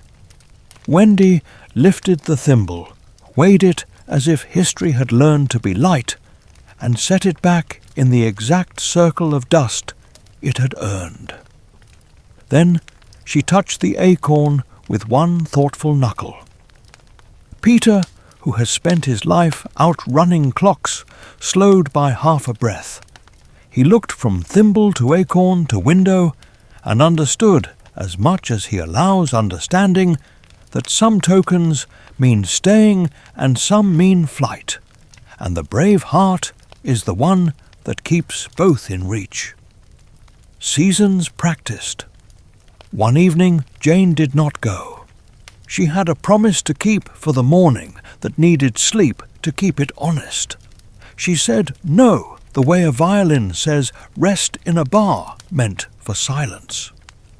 Peter laughed too loudly, and then liked himself less for the noise. He turned to the sill, hovered a little, hovered more, as if trying to invent a farewell that sounded like a victory. He could not. He glanced at the clock and discovered it innocent. A difficult thing passed through his face. He left kindly, which is rarer than cleverly, and that kindness stayed in the curtains like a good smell. Time, which had always walked softly in our rooms, set its hand on our shoulders. Mrs. Darling's steps grew small and exact, like sewing. Mr. Darling learned to tell a joke you could take with you. Wendy began to keep a small notebook of sentences that needed saying and gave them away on the same day she wrote them. I tied my apron strings in a bow that knew my back. The lost boys, who were no longer lost, paid their bills early and stood left of doors to let others pass. The city thanked us by forgetting to be cruel more often. There came a night when the window gathered every draught it had ever met, and turned them into a good breeze. Jane, almost grown to her own name, sat with her elbows on the sill in the posture of people who are ready to begin keeping hinges for themselves. Peter arrived with a grin that could bluff storms. He cried her name in a way that made the word a wing. She rose and did not move. I watched the thought cross her face. Not if, but how. She asked for the story first, not the island story, ours. how the window learned to be both door and throat, how the lamp made courage visible without applause, how the acorn changed work into blessing, and the thimble changed play into gentleness. So I told it, as I had promised at the beginning when the night first tilted its ear. I told it in two voices, the one for cliffs and the one for cups, and Peter stood very still as if hearing harmony for the first time. When I finished, he winked at Jane, and in the wink there was room for yes and later. They rose into the honest dark for a small flight only, a stretch of the sky's legs, and returned in time to help fold a blanket. From that night, the island visited more by memory than by dust. This is not a downgrading. Memory is a good traveller. It packs light and knows when to leave. Jane learned to blow dawn forward from inside the room, her breath fogging the window just enough to write initials no one scolded her for. Peter learned to accept a biscuit before a story without assuming he had forfeited being extraordinary. That was a hard lesson. He did not master it, he visited it. Here, if you will allow it, I slow the telling to the pace of kitchens. Imagine first light finding the kettle's curve and deciding to be generous. Imagine the hinge making its little yes as a mother draws back the curtains and moves the night to one side without disrespect. Imagine boys, now men, lacing boots with care enough to honour the feet they serve. Imagine a girl at the window, jaw set the way brave girls set it when they invent the future and call it ordinary on purpose. Imagine the lamp, trimmed and faithful, waiting to be needed and not sulking when it is not. I have a few small pictures to leave with you to loosen anything tight that the story has tied. If you have ever walked a sleeping child from a carriage to a bed and felt the miracle of weight that trusts you, you understand the ship that once flew and the room that learned to land. If you have ever opened a letter twice before answering, because the first reading asked for courage and the second for kindness, you understand how Wendy kept both the thimble and the acorn and refused to let them quarrel. If you have ever stood in your doorway when rain begins and decided to love the sound more than you dislike the wet, you understand how London became a good harbour for an island that never keeps still. We kept the window because keeping is a brave verb. Spring cleaning came and went, sometimes with Peter, sometimes without. When he missed, we oiled the hinge for him anyway. The crocodile remained only as honesty, that trustworthy tick insisting on bread at breakfast and apologies before bed. Tiger Lily ruled what was hers with grace that did not beg. The mermaids admired and went on admiring. The Neverbird scolded and saved, and we learned that the two are not enemies when done with a good beak. Smee swept his new deck and considered himself fortunate. As for Hook, the sea kept him with the dignity it gives all things it decides to carry. Our fear learned better manners in his absence. In the end, which is only another middle scene from the right angle, I am still slightly. I sweep, I mend, I count. Kindly now, not because I fear loss, but because I love presence.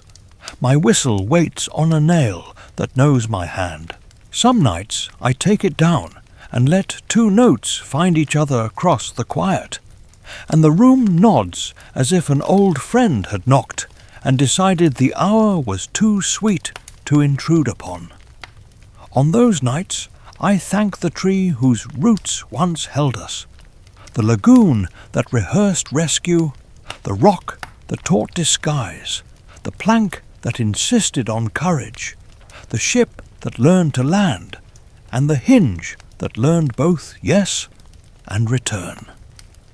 But we still wonder, do we not, whether the bravest flight is not outward but back, not up but in, whether growing up means adding rooms rather than closing doors, and whether the child in each of us is not asking for permission to keep one window unlatched, one lamp trimmed, one acorn's weight close to the collarbone when weather changes its voice.